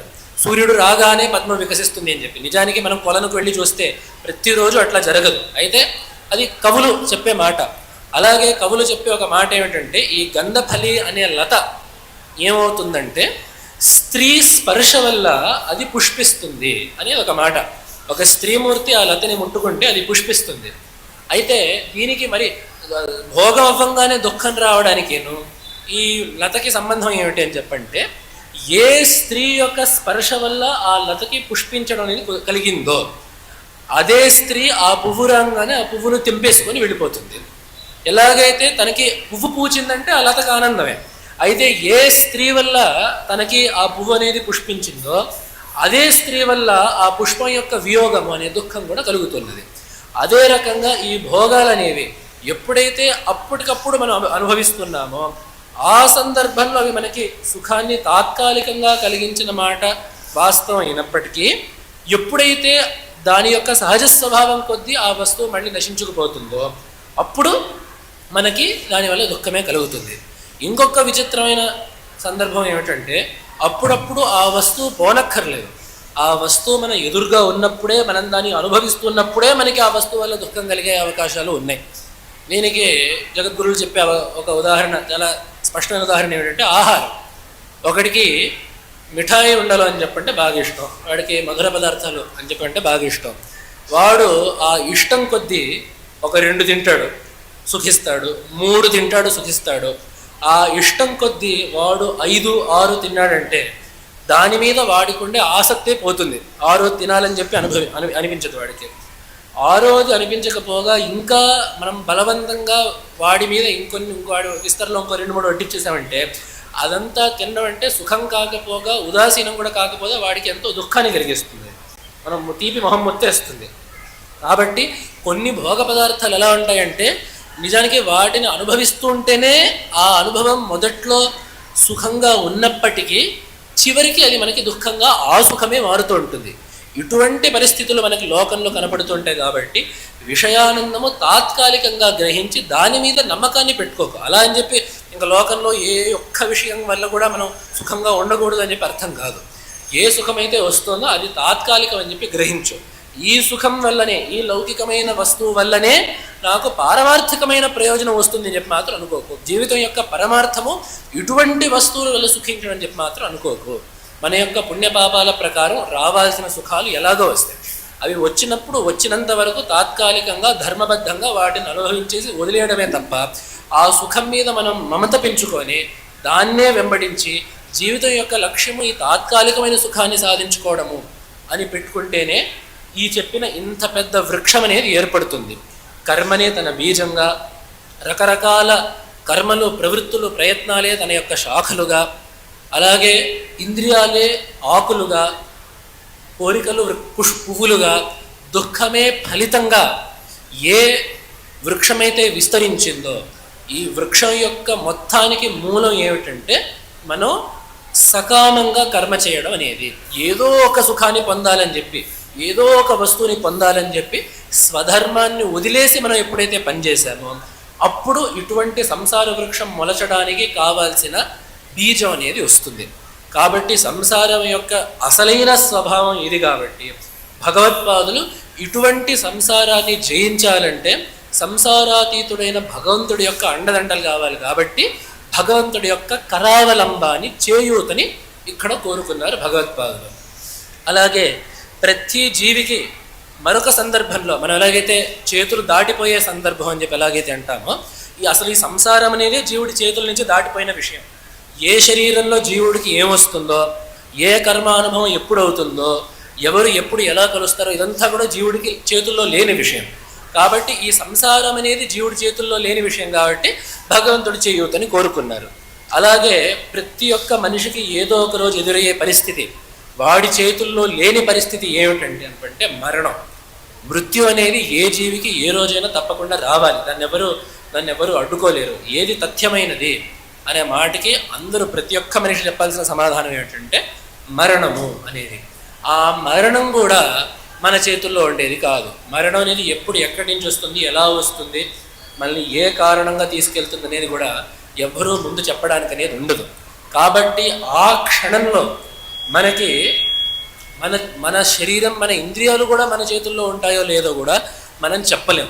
కాబట్టి అటువంటి మన చేతుల్లో లేని సందర్భంలో భగవంతుడి యొక్క ఆసరా కావాలి, భగవంతుడి యొక్క చేయూత కావాలి అని చెప్తూ భగవత్పాదులు ఈ కరావలంబ స్తోత్రంలో అంటారు, బద్ధ్వా గళే యమభటాః బహుతర్జయంతః కర్షంతి యత్ర భవపాశశతైర్యుతం మాం ఏకాకినం పరవశం చకితం దయాలో లక్ష్మీ నృసింహ మమదేహి కరావలంబం అని చెప్పి ఒక మాట అన్నారు. ఏదో ఒక రోజు యమకింకరులు నా ఎదుట నిలబడి నా కంఠం మీద యమపాశాన్ని వేసి నన్ను ఈడ్చుకుపోవడం అనేది ఖాయం. దీన్ని ఎవ్వరు కూడా తప్పించలేరు.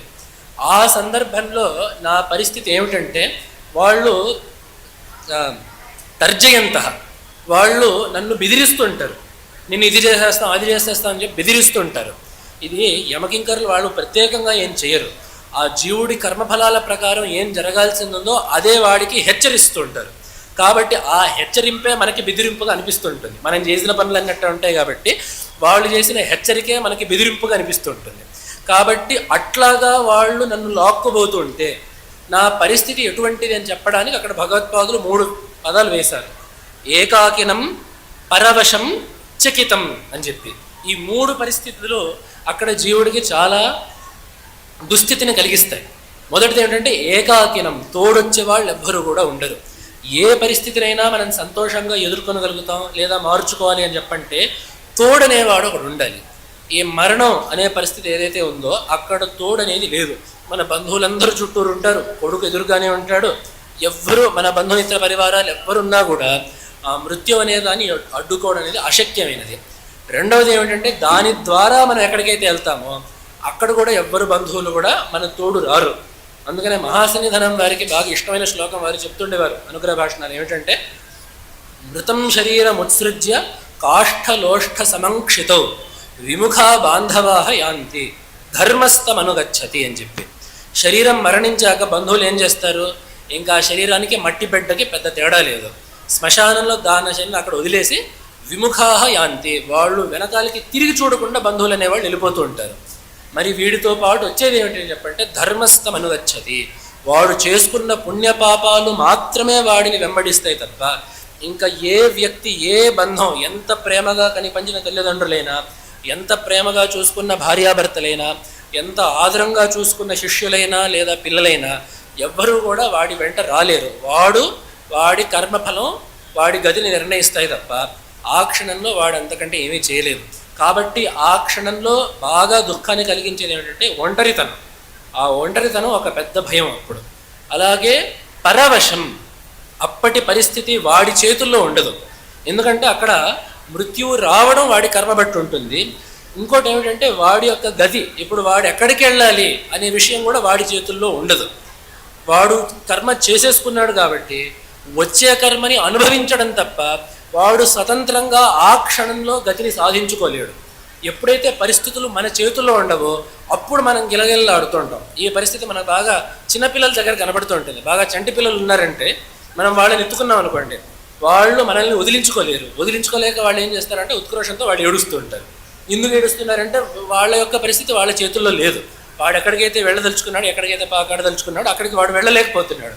ఆ ఉత్క్రోషంలో ఏం చేయలేనప్పుడు వాడు ఏడుస్తుంటాడు. ఒక రకంగా జీవుడి పరిస్థితి అప్పుడు అట్లాంటిదే. యమధర్మరాజు బాగా వాడిని పట్టేసుకునేసరికి వాడికి కావాల్సిన దగ్గరికి వాడు వెళ్ళకపోగా వాడి కర్మ ప్రకారం వాడు ఎక్కడికి పోవాలో అక్కడికి వాడు ఇష్టం లేకపోయినా కూడా అక్కడికి వాడు వెళ్తూ ఉంటాడు. ఇది కూడా వాడికి ఎంతో దుఃఖాన్ని కలిగిస్తుంటుంది. మూడవది ఏమిటంటే చకితం ఏమిటంటే అసలు అప్పుడేమీ తోచదు. ఆకస్మికంగా ఒక పరిస్థితి మనం మీద పడినప్పుడు మనకేం తోచకపోగా అక్కడ స్తంభించుకుపోతాం. సంస్కృతంలో ఆ స్తంభించుకుపోవడాన్ని చకితుడు అని చెప్పంటారు. చకితుడు అయిపోయాడు అని చెప్పండి ఏమిటి, వాడు ఆశ్చర్యంతో అట్లా స్తబ్దంగా అయిపోయాడు అని చెప్పి. ఆ క్షణంలో, ఆ మరణ క్షణంలో మనకి నిజానికి బుద్ధి కూడా పనిచేయదు. ఒకవేళ ఈ మాట ఎందుకు చెప్పారంటే ఆ చివరి క్షణంలో మనం దేన్నైతే స్మరిస్తామో అదే మన ముందు జన్మని నిర్ణయిస్తుంది. భగవంతుడు దీని గీతలో చెప్పాడు, యం వాపి స్మరన్ భావం త్యజత్యంతే కలేవరం తం తమేవైతి కౌంతేయ సదా తద్భావ భావితః. ఏ విషయాన్ని చివరి క్షణంలో ఆ జీవుడు స్మరిస్తాడో అదే శరీరాన్ని అతడు ముందు జన్మలో పొందుతాడు అన్నప్పుడు మరి చాలా చాలా తేలిగ్గా ఉంది కదా. భగవంతుడి గీతలో అసలు ఎందుకు చెప్పాడు, చివరి క్షణంలో యోగులు పరమాత్మని స్మరిస్తారు అని చెప్పి అన్నాడు. కాబట్టి మనం కూడా పరమాత్మని స్మరిస్తే సరిపోతుంది కదా అని చెప్పంటే ఆ మరణ క్షణంలో అది అనుకున్నంత సులభం కాదు.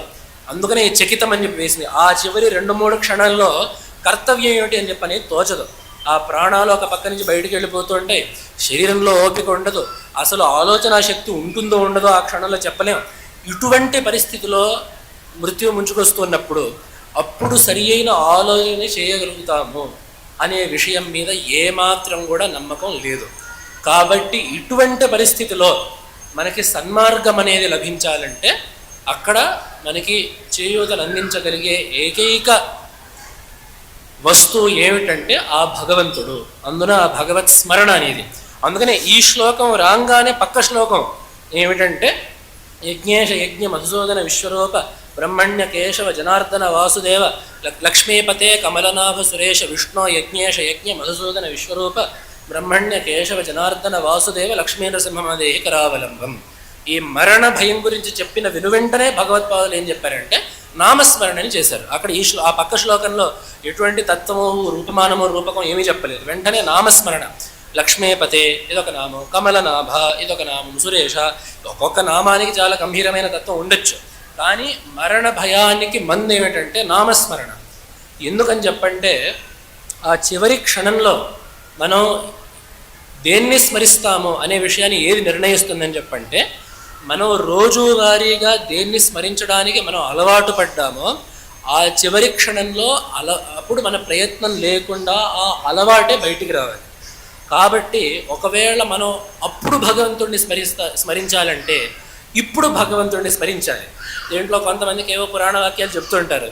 వరాహస్వామి చెప్పారు, నన్ను ఎవరు ఒక్కసారి ఎప్పుడైనా స్మరిస్తే చివరి క్షణంలో నేను వాడిని స్మరించి వాడికి ముక్తినిస్తాను అని చెప్పి. ఈ మాట ఎందుకు చెప్పారంటే అది ఏదో నిజంగా అట్లానే అయిపోతుంది. మనం భగవంతుడిని ఎప్పుడైనా పొరపాటును కూడా ఒకసారి గుర్తుపెట్టుకుంటే చివరి క్షణంలో భగవంతుడు మనల్ని గుర్తుపెట్టుకొని మోక్షాన్ని ఇచ్చేస్తాడని చెప్పి అర్థం కాదు. అక్కడ ఏమిటంటే మనం ఒక్కసారి కూడా భగవంతుడిని తలచినా దాని ద్వారా మన చివరి క్షణాల్లో ఎంతో కొంత ప్రయోజనం ఉండగలదు. ఒకసారి స్మరిస్తేనే అంత ప్రయోజనం ఉందంటే రోజువారీగా నిత్యము స్మరిస్తే ఇంకెంత ప్రయోజనం ఉంటుంది అనే విషయాన్ని చెప్పడానికి ఈ మాట చెప్పారు. కాబట్టి భగవన్నామ స్మరణ ఎందుకు చేశారని చెప్పంటే భగవత్ స్మరణ అనేది మనకి అప్రయత్నంగా అయిపోవాలి.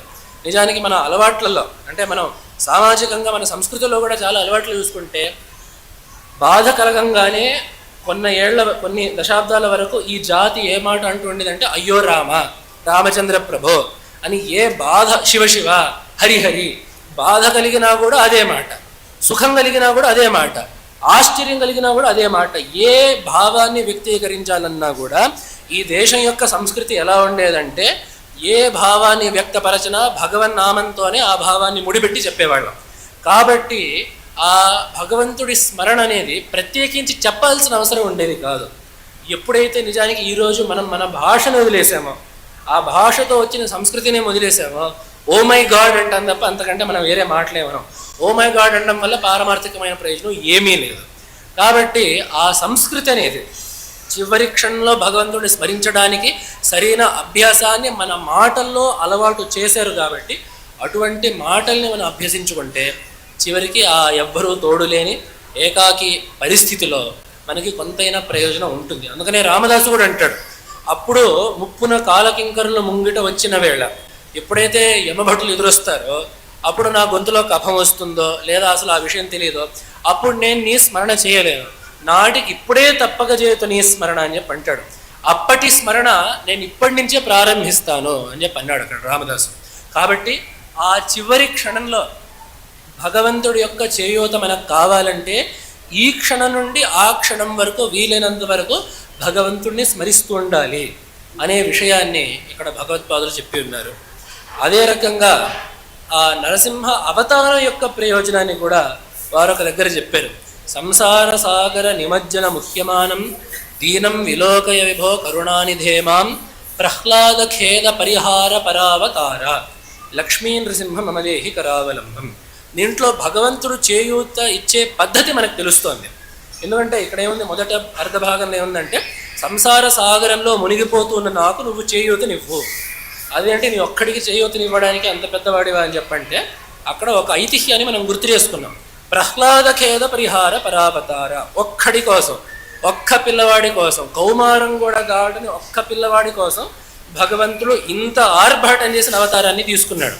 నిజానికి ఇంకా ఏ అవతారంలో కూడా ఇంత ఆర్భాటం చేయలేదు భగవంతుడు. కానీ ఒక్క పిల్లవాడి కోసం భగవంతుడు ఇంత అద్భుతమైన రూపంతో ఇంత ఉజ్వలమైన తేజస్సుతో వచ్చాడంటే భక్త రక్షణ దీక్ష అనేది ఆ భగవంతుడికి ఎంత ఉందో మనకు తెలుస్తున్నది. కాబట్టి ఆ మాట ప్రహ్లాదఖేద పరిహార పరావతారం, ఒక్కడి కోసం వచ్చాడు భగవంతుడు.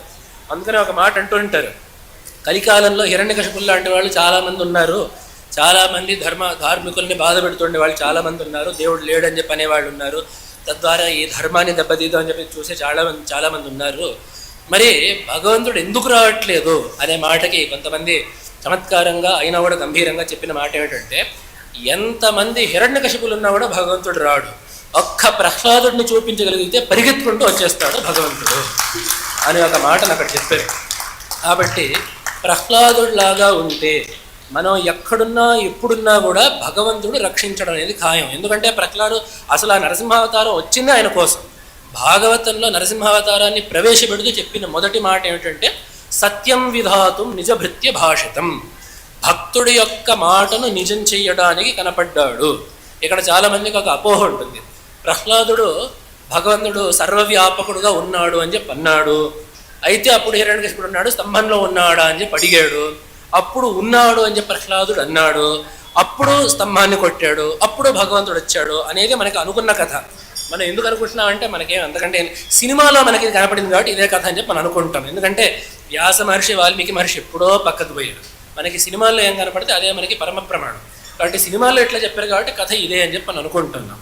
కానీ జాగ్రత్తగా వ్యాస భాగవతాన్ని చూస్తే భగవంతుడు అసలు హిరణ్యకశిపు భగవంతుడు ఎక్కడున్నాడు అని కానీ భగవంతుడు సర్వత్రా ఉన్నాడు అని చెప్పి కానీ ఎక్కడ కూడా అన్నట్టు మనకు కనపడదు. అక్కడ అన్న రెండు మాటలు మనకు కనపడతాయి. హిరణ్యకశిపుడు ఒకటే మాటలు అనేస్తాడు, క్వాసౌ యదిస సర్వత్ర కస్మాత్ స్తంభే న దృశ్యతే. ఒకవేళ నువ్వు చెప్పిన విష్ణువు నువ్వు చెప్పినట్లుగా సర్వంతర్యామి అయితే స్తంభంలో ఎందుకు కనపడ్డు, స్తంభంలో కనపడకపోతే నిన్ను చంపేస్తాను అని చెప్పి అన్నాడు. ప్రహ్లాదుడిని ఏ మాట కూడా అడగలేదు అక్కడ వ్యాస భాగవతంలో. స్తంభంలో నువ్వు చెప్పిన దాని ప్రకారం అతను సర్వాంతర్యామి అయితే స్తంభంలో ఉండాలి, స్తంభంలో కనపడకపోతే నీ శిరస్సును నేను ఖండిస్తాను అని చెప్పి అన్నాడు. ప్రహ్లాదుడు దానికి ఏమన్నాడు అని చెప్పంటే దృశ్యతే అని చెప్పి అన్నాడు, నీకు కనబడతాడు అని చెప్పి అన్నాడు. స్తంభంలో ఉన్నాడు అని చెప్పి కాదు ప్రహ్లాదుడు అన్నమాట, స్తంభంలో కనపడతాడు అని చెప్పి ప్రహ్లాదుడు అన్నమాట. ఎందుకంటే ప్రహ్లాదుడికి అప్పటికే హిరణ్యకశిపుడి యొక్క పరిస్థితి బాగా అర్థమైంది. ఈయనకి శంఖచక్ర గదా పద్మాలు ఉండే రూపాన్నే నమ్ముతాడు తప్ప భగవంతుడు నిర్గుణం నిరాకారుడు అంటే నమ్మే పరిస్థితిలో లేడు. కాబట్టి భగవంతుడు ఇప్పుడు కనపడతాడు అని చెప్పి ప్రహ్లాదుడు అన్నమాట. అది దాన్నే చక్కగా దాన్ని పట్టుకొని పోతన గారు అన్నమాట ఏంటంటే నిర్దంభత్వంబున నేడు కానబడు ప్రత్యక్ష స్వరూపంబునన్. భగవంతుడు ఉన్నాడా లేడా అనేది ఇక్కడ విషయం కాదు, స్తంభంలో ఉన్నాడా అనేది ఇప్పుడు విషయం కాదు. ఇప్పుడు హిరణ్యకశిపువు నమ్మాలంటే స్తంభంలో ఉండడం కాదు, స్తంభంలో కనపడాలి. స్తంభంలో ఉండడం వేరు, స్తంభంలో కనపడడం వేరు. ఇప్పుడు మనందరి చుట్టూరు ఆకాశం ఉంది, ఆకాశం ఉండడం వేరు, ఆకాశం కనపడడం వేరు. గాలి వీస్తుంది, గాలి ఉండడం వేరు, కనపడడం వేరు. కాబట్టి అదే రకంగా భగవంతుడు స్తంభంలో ఉన్నాడు. ఆ మాట భగవంతుడు నిజం చెయ్యనక్కర్లేదు. అప్పటికే ఉన్న విషయాన్ని నిజం చేయడం ఎలా కుదురుతుంది? ఇప్పుడు నేను ఈ ఫలాని అంచు ఉండే పంచని కట్టుకోలేదు అని చెప్పంటే ఫలాను ఉండే పంచని నేను కట్టుకోవచ్చు. ఆ పంచని కట్టుకొని ఉన్నప్పుడు ఈ పంచని నువ్వు మళ్ళీ ధరించు అని చెప్పంటే ఎలా ఉంటుంది? అంటే భగవంతుడు సర్వాంతర్యామి అయినప్పుడు భక్తుడి కోసం భగవంతుడు సర్వాంతర్యామిగా అయ్యాడు అని చెప్పంటే ఆ మాటకి పెద్ద అర్థం లేదు. ప్రహ్లాదుడి కోసం భగవంతుడు సర్వాంతర్యామి అవ్వలేదు, మొదటి నుంచి భగవంతుడు సర్వాంతర్యామి. ప్రహ్లాదుడి కోసం చేసింది ఏమిటంటే నిర్గుణ రూపంతో ఉండేవాడు సగుణ రూపంతో కనపడ్డాడు. అంటే భక్తుడి మాట నిజం చేయడం అంటే ఆ పిల్లవాడన్న ఒక్క మాట కనబడతాడు అనే ఆ ఒక్క మాట నిజం చేయడానికి ఇంత అద్భుతమైన రూపాన్ని ధరించి భగవంతుడు రావడం. కాబట్టి ఆ పిల్లవాడి మీద ఆ భగవంతుడికి ఉండే ప్రేమ, ఆ ప్రేమ కారణం ఏంటంటే అతను జ్ఞానభక్తుడు. కాబట్టి ప్రహ్లాదుడిలో ఏ జ్ఞానం ఏదైతే ఉందో దానివల్ల భగవంతుడికి ఆ భక్తుడి మీద అత్యంతమైన ప్రేమని కలిగిస్తుంది. ఎందుకంటే ఉండే భక్తులు అందరూ కూడా 4 రకాలు అని చెప్పి భగవంతుడు గీతలో చెప్పాడు. మనందరికీ బాగా తెలిసిన విషయమే ఆర్తురు, జిజ్ఞాసు, అర్థార్థి, జ్ఞాని అని. అయితే వీళ్ళందరిలో భగవంతుడికి ఎవరంటే ఎక్కువ ఇష్టం అని చెప్పంటే అక్కడ భగవంతుడు తప్పకుండా చెప్పాడు, ప్రియో హి జ్ఞానినోత్యర్థం అహం సచ మమ ప్రియ ఏకభక్తి జ్ఞాని విశిష్యతే. వీళ్ళందరూ నిజమైన గొప్ప భక్తులే, సుకృతిన ఉదారా సర్వ ఏవైతే వీళ్ళందరూ చాలా గొప్పవాళ్లే, భగవంతుడిని ఆశ్రయించారు కాబట్టి వీళ్ళందరికీ మంచి సంస్కారం ఉన్నట్టే లెక్క. అయితే మళ్ళీ వీళ్ళందరిలో కూడా తారతమ్యాల ప్రకారం అందరికంటే గొప్పవాడు అని ఎవరిని చెప్పాలంటే ఆ జ్ఞానభక్తుడిని చెప్పాలి. జ్ఞానభక్తుడే ఎందుకు గొప్పవాడు అని చెప్పంటే జ్ఞానికి భగవంతుడి నుంచి ఏమీ అక్కర్లేదు. ఎవరైతే ఆర్తులై భగవంతుడి దగ్గరికి వస్తారో వాళ్ళకి భగవంతుడి ద్వారా ఒక ప్రయోజనం ఉంది, వాళ్ళకి ఆ కష్టాలు పోవాలి. అలాగే ఎవరైతే జిజ్ఞాసు భగవంతుడికి వస్తారో వాళ్ళకి ఏదో తత్వం తెలియాలి, దానికోసం వాళ్ళు భగవంతుడి దగ్గరికి వస్తారు. అలాగే ఎవరైతే అర్థార్థులు వాళ్ళకేదో ప్రయోజనం నెరవేరాలి, దానికోసం వాళ్ళు భగవంతుడి దగ్గరికి వస్తారు. ఏ ప్రయోజనం లేకుండా భగవంతుడి దగ్గరికి వెళ్ళి నమస్కరించగలిగేవాడు జ్ఞాని మాత్రమే. కాబట్టి స్వార్థం లేని భక్తి అంటే జ్ఞానభక్తి మాత్రమే. ఆ అద్వైత తత్వం తెలుసుకున్న వాడికే అసలు స్వార్థం లేని భక్తి ఉండేది. స్వార్థం ఉన్న భక్తి తప్పని చెప్పి కాదు, అయితే అదొక దశ వరకు మాత్రమే మనల్ని తీసుకెళ్తుంది. ఎప్పుడైతే మనం పరమాత్మ యొక్క తత్వాన్ని తెలుసుకుంటామో అప్పుడు భక్తిలో ఏమాత్రం స్వార్థం ఉండదు. కాబట్టి అటువంటి నిజమైన స్వార్థం లేని భక్తి, అద్వైత భక్తి ఏదైతే ఉందో అటువంటి భక్తి ప్రహ్లాదుడిలో ఉండింది. అందుకనే విష్ణు పురాణంలో కూడా ఆ ప్రహ్లాదుడిని సర్పాలతో చుట్టినప్పుడు ఆ ప్రహ్లాదుడికి వచ్చిన అనుభవం ఏమిటంటే మేనేచ ఆత్మానం అచ్యుతం, తన ఆత్మనే అచ్యుతుడుగా భావించాడు, నేనే ఆ ఆత్మస్వరూపాన్ని అయ్యున్నాను అనే భావన ప్రహ్లాదుడికి కలిగింది అనే విషయాన్ని స్పష్టంగా ఆ విష్ణు పురాణంలో రాసి ఉన్నారు. కాబట్టి అటువంటి జ్ఞానభక్తి, అద్వైత భక్తి ప్రహ్లాదుడికి ఉంది. కాబట్టి అందరికంటే ఎక్కువ ప్రేమ భగవంతుడు ఆ భక్తుడి మీద చూపించాడు. ప్రహ్లాదుడి భక్తిలో స్వార్థం లేదు అనే విషయాన్ని ప్రహ్లాదుడే చెప్పాడు. ఎందుకంటే నరసింహస్వామి చివరిలో నువ్వేమైనా వరం కోరుకో, కామపూర్వస్మ్యహం నృణాం, అందరికీ కోరికల్ని తీర్చేవాడిని నేను, కాబట్టి నేను కనపడ్డాను కాబట్టి నువ్వేమైనా కోరుకో అని చెప్పి భగవంతుడు అన్నప్పుడు ప్రహ్లాదుడు ఒకటే మాట చెప్పాడు అక్కడ, నేను ఇట్లాంటివి నన్ను ప్రలోభ పెట్టకు ఇలాగా. ఎందుకంటే యస్తు ఆశిషమాశాస్తే నస భక్త సవై వణిక్ అని చెప్పి ఒక మాట అన్నాడు. చాలా ఇష్టమైన మాట ఇది, మనం చాలా రాసుకొని గుర్తుపెట్టుకోవాల్సిన మాట ఇది. ఎవరైతే భగవంతుడిని కోరికల్ని కోరుతారో వాడు భక్తుడు కాదు, వాడు వ్యాపారి అని చెప్పి అన్నాడు అక్కడ ప్రహ్లాదుడు.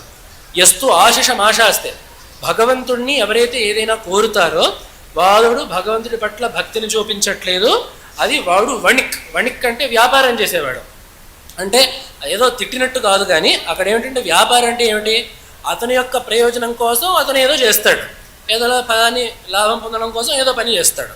అలాగే భక్తుడు ఏం చేస్తాడు అంటే ఏదో లాభాన్ని పొందడం కోసం వాడు భగవంతుడిని పూజిస్తున్నాడు అని చెప్పంటే అది నిష్కలుషమైన స్వార్థం లేని భక్తి అనిపించుకోలేదు.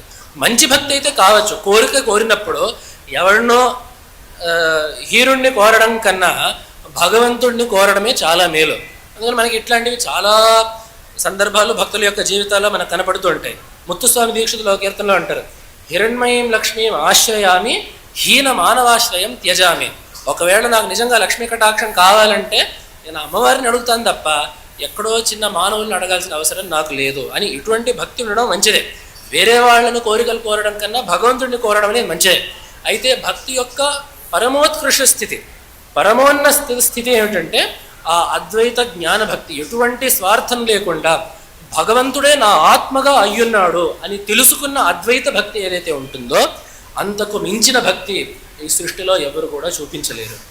ఎందుకంటే ఎంతవరకైతే ద్వైతం ఉంటుందో అంతవరకు నువ్వు వేరు నేను వేరు ఏదైతే ఉంటుందో నీ వల్ల నాకొచ్చే ప్రయోజనాలు ఉండనే ఉంటుంటాయి. కాబట్టి ఎంతవరకైతే ద్వైతం ఉంటుందో అప్పటి వరకు జీవుడు ప్రయోజనాన్ని వెతుక్కోక తప్పదు. ఒకవేళ నిన్ను సేవించుకోవడమే నాకు ఇష్టం అని చెప్పి అన్నా కూడా ఆ సేవించుకోవడం వల్ల నాకు హాయిగా ఉంది కాబట్టి వాడు భగవంతుడిని ఆశ్రయిస్తాడు తప్ప అది కూడా హేతు లేకుండా భగవంతుడిని ఆశ్రయించినట్టు అవ్వదు. నీ సేవయే నాకు సంతోషాన్ని కలిగిస్తుందని చెప్పంటే నువ్వు భగవంతుడిని ఎందుకు సేవిస్తున్నట్టు, నీకు హాయిగా ఉంది కాబట్టి నువ్వు భగవంతుడిని సేవించుకుంటున్నావు తప్ప ఏ కారణం లేకుండా అనేది భగవంతుడిని నువ్వు సేవించట్లేదు. ఏ కారణం లేకుండా భగవంతుడిని సేవించగలిగేవాడు ఎవరంటే భగవంతుడే నా ఆత్మగా ఉన్నాడు, నాలో ఉండి నడిపిస్తున్నాడు అని తెలుసుకున్న అద్వైత జ్ఞాని మాత్రమే ఎటువంటి స్వార్థం లేకుండా భక్తిని కలిగి ఉండగలుగుతాడు. అటువంటి భక్తి ప్రహ్లాదుడికి స్పష్టంగా ఉండింది. ప్రహ్లాదుడు స్పష్టంగా ఆ అసుర బాలకులకి బోధ చేస్తూ భాగవతంలో చెప్తాడు, పరమాత్మ యొక్క ఆరాధనలో కష్టమే ఉంది, అతనే అందరి యొక్క బంధువై ఆత్మగా ఉన్నాడు కాబట్టి ఆత్మస్వరూపుడైన పరమాత్మని ఆరాధించడంలో కష్టం ఏముంది అని ప్రహ్లాదుడు స్పష్టంగా భాగవతంలో అన్నాడు. కాబట్టి అటువంటి అద్వైత జ్ఞాని కాబట్టి ప్రహ్లాదుడు భగవంతుడి దగ్గర ఎటువంటి కోరిక కోరలేదు. అటువంటి జ్ఞాని కాబట్టే ఆ భగవంతుడు ఇంత పెద్ద అవతారాన్ని వేల చేతులతో అంత నభస్పర్శైన రూపంతో అంత భయంకరమైన రూపంతో ఇంత ఆర్భాటం చేసింది ఎందుకంటే ఒక్క భక్తుడి కోసం, ఆ ఒక్క భక్తుడి మీద ప్రేమ ఎందుకంటే ఆ భక్తుడికి అంత జ్ఞానం ఉంది కాబట్టి పరమాత్మ యొక్క తత్వాన్ని నిజంగా తెలుసుకున్నాడు కాబట్టి దాన్ని మనకి గుర్తు చేస్తూ ఇదంతా ఈ అర్థాన్ని అంతా కూడా పెట్టుకొని భగవత్పాదులు ప్రహ్లాద ఖేద పరిహార పరావతార, ప్రహ్లాదుడి కోసం మాత్రమే వచ్చిన అవతారము అని చెప్పడం వల్ల మనకేమిటంటే ప్రహ్లాదుడు అనేవాడు మనకి లక్ష్యము. మనం ప్రహ్లాదుడిలాగా ఎంత ఉండడానికి ప్రయత్నిస్తామో అంత ప్రయోజనం మనకి నరసింహస్వామి వల్ల, అంత అనుగ్రహం మనకి నరసింహస్వామి ద్వారా కలుగుతుంది అనే విషయాన్ని చెప్పారు. అదేవిధంగా మరొక మాట చెప్పారు, అంధస్యమే హృత వివేక మహాధనస్య చోరైర్మహాబలిభిరింద్రియ నామధేయై మోహాంధకారకు హరే వినిపాతి తస్య లక్ష్మీ నృసింహ మమదేహి కరావలంబం. దీంట్లో మనం తీసుకోవాల్సిన జాగ్రత్తలు చెప్పారు. మనం ఏ విషయంలో జాగ్రత్తగా ఉండి, ఇప్పుడు సంసారం గురించి చెప్పారు, సంసారం యొక్క స్వరూపం చెప్పారు, అదేవిధంగా మరణకాలంలో పరిస్థితి కూడా చెప్పారు, దానికి ఉపాయంగా నామస్మరణ కూడా సూచించారు. అలాగే ఎటువంటి విధమైన నడవడిక ఉంటే, ఎటువంటి భక్తిని మనం పెంపొందించుకుంటే పరమాత్మ యొక్క పూర్తి అనుగ్రహం కలుగుతుంది అనే మాట కూడా చెప్పారు. అదేవిధంగా మనం ఈ మార్గంలో తీసుకోవాల్సిన జాగ్రత్త ఏమిటో ఈ శ్లోకంలో చెప్పారు. ఏమిటంటే నేను అంధుడిని, అంటే సరియైన దారి ఏమిటో నాకు తెలియదు. సరియైన దారి ఏమిటో తెలియనప్పుడు ఏం చేయాలి, మరింత జాగ్రత్తగా ఉండాలి, దారి తెలిసిన వాళ్లతో ప్రయాణించాలి. అలాగే మనతో పాటు ఒక ధనం ఉంది, ఆ ధనరాశి ఉంటేనే మనం ఎక్కడికైనా వెళ్ళి మన పని చేసుకోగలుగుతాం. ఆ ధనం ఏమిటి అని చెప్పంటే వివేకం. ఇది మంచి ఇది చెడు అని వివేకం ఏదైతే ఉందో అది మనకి ధనం వంటిది. అది ఉంటేనే ఏ ప్రయోజనమైనా నెరవేరుతుంది.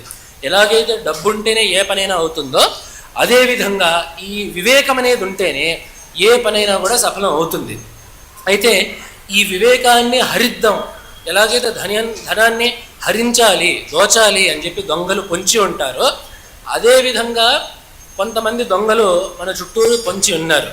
అవి ఏమిటి అని చెప్పంటే బలిభి ఇంద్రియనామధేయై చోరై.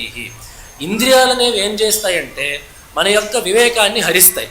మనకి తెలుసు ఇది మంచి, ఇది చెడు, ఇది చేయవలసింది, ఇది చేయకూడనిది, ఇది అవసరం, ఇది అనవసరం అనేది మనకు తెలుసు.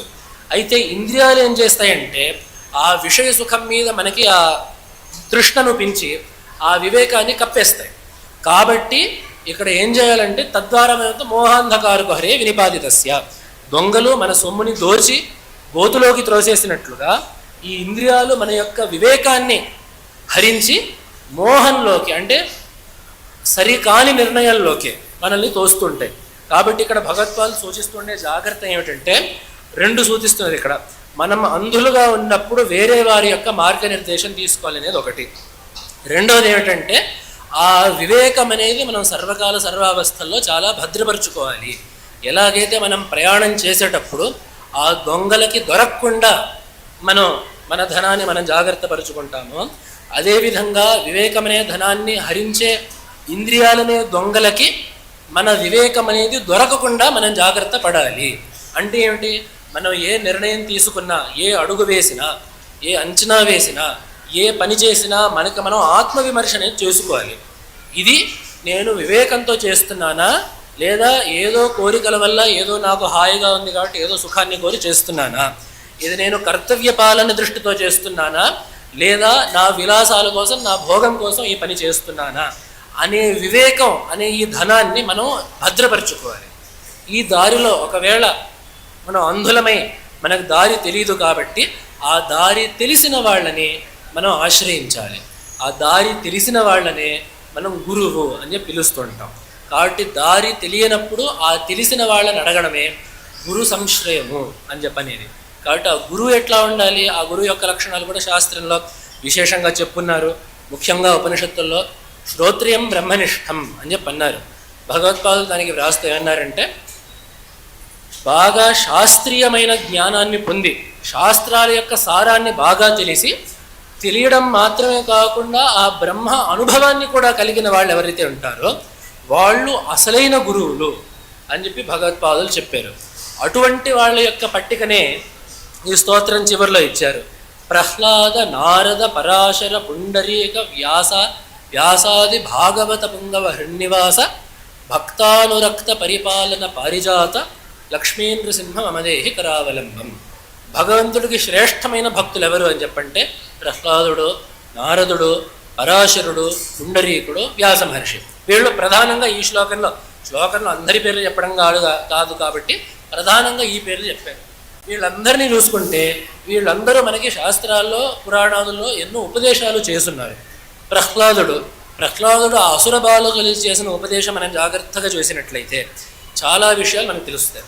అదేవిధంగా ప్రహ్లాద నారద మహర్షి ప్రతి ఒక్క ఇంచుమించు మన ధర్మంలో ఉండే ప్రతి ఒక్క జ్ఞానికి గురువు ఎవరు అంటే నారద మహర్షి.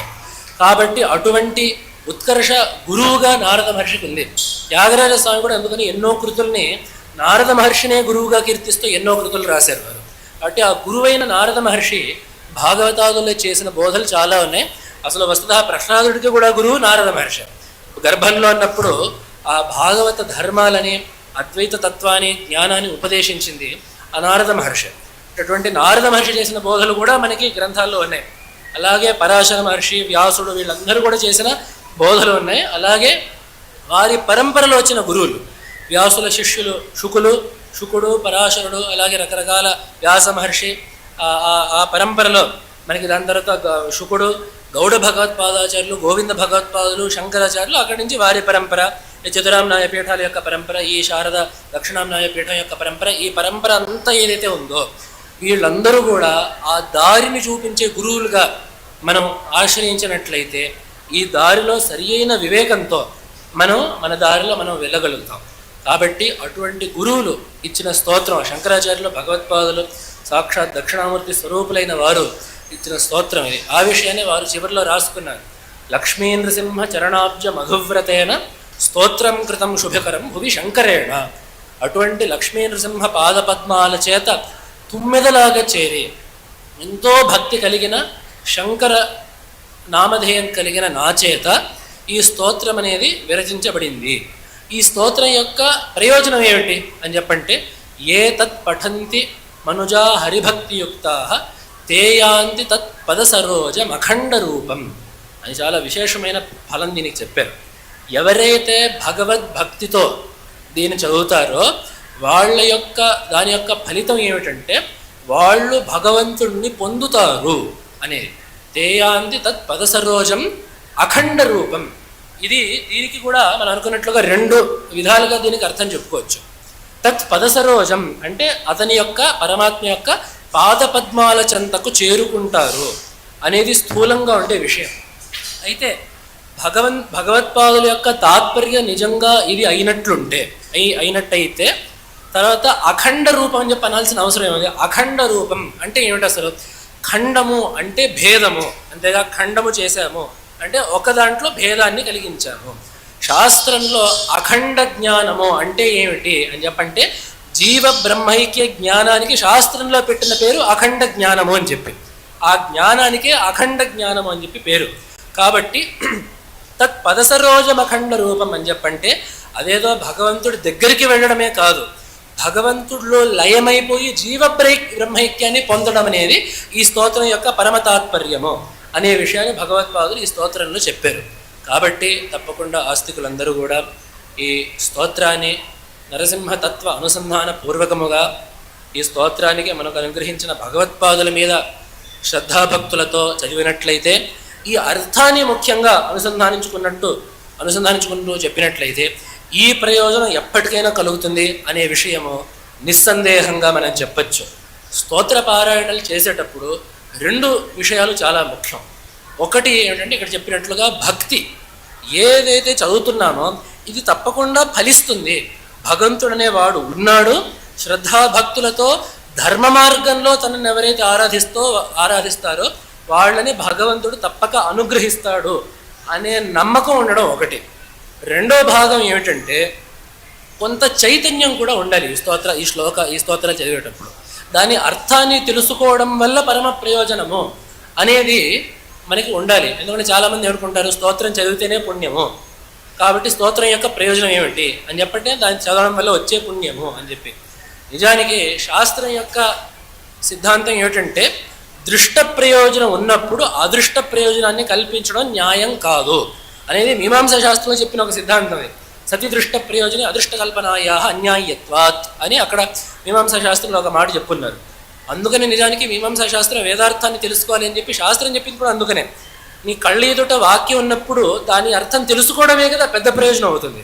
ఒక మాట చెప్పినప్పుడు ఆ మాటని జపించడం పరమ ప్రయోజనం అవుతుందా, ఆ మాట యొక్క అర్థాన్ని తెలుసుకోవడం పెద్ద ప్రయోజనం అవుతుందా అని చెప్పంటే ఆ మాట యొక్క అర్థాన్ని తెలుసుకోవడమే చాలా పరమ ప్రయోజనము. మనం ఆ అర్థాన్ని తెలుసుకోవడం వెంటనే కుదరదు. కాబట్టి మన మహర్షులు ఈ స్తోత్రాలని వ్రాసినప్పుడు అర్థాన్ని తెలియకపోయినా కూడా కొంత ఫలం వచ్చేటట్టు ఈ స్తోత్రాన్ని వ్రాశారు.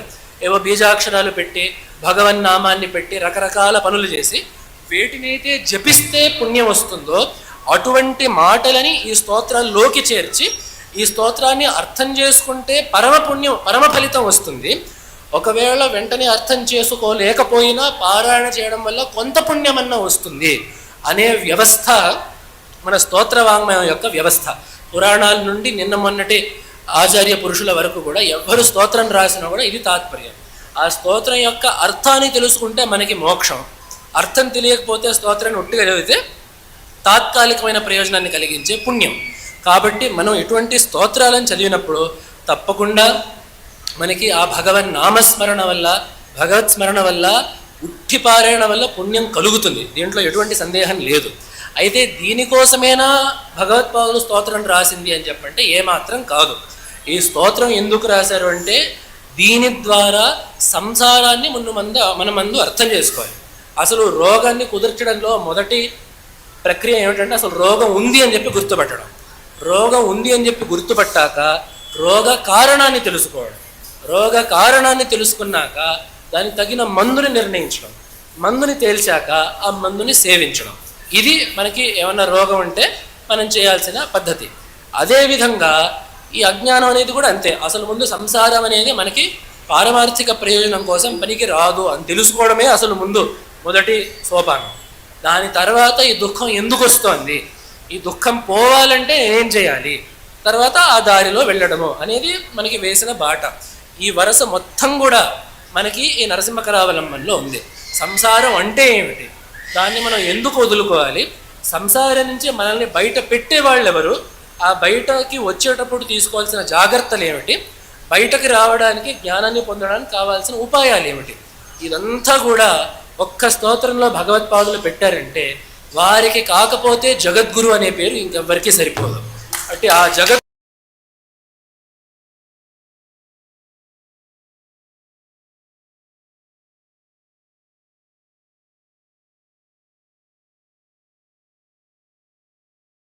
ఆలయపులాక న్యాయంగా ఒక్క స్తోత్రాన్ని కొద్దిసేపు ఈరోజు చెప్పుకున్నాం.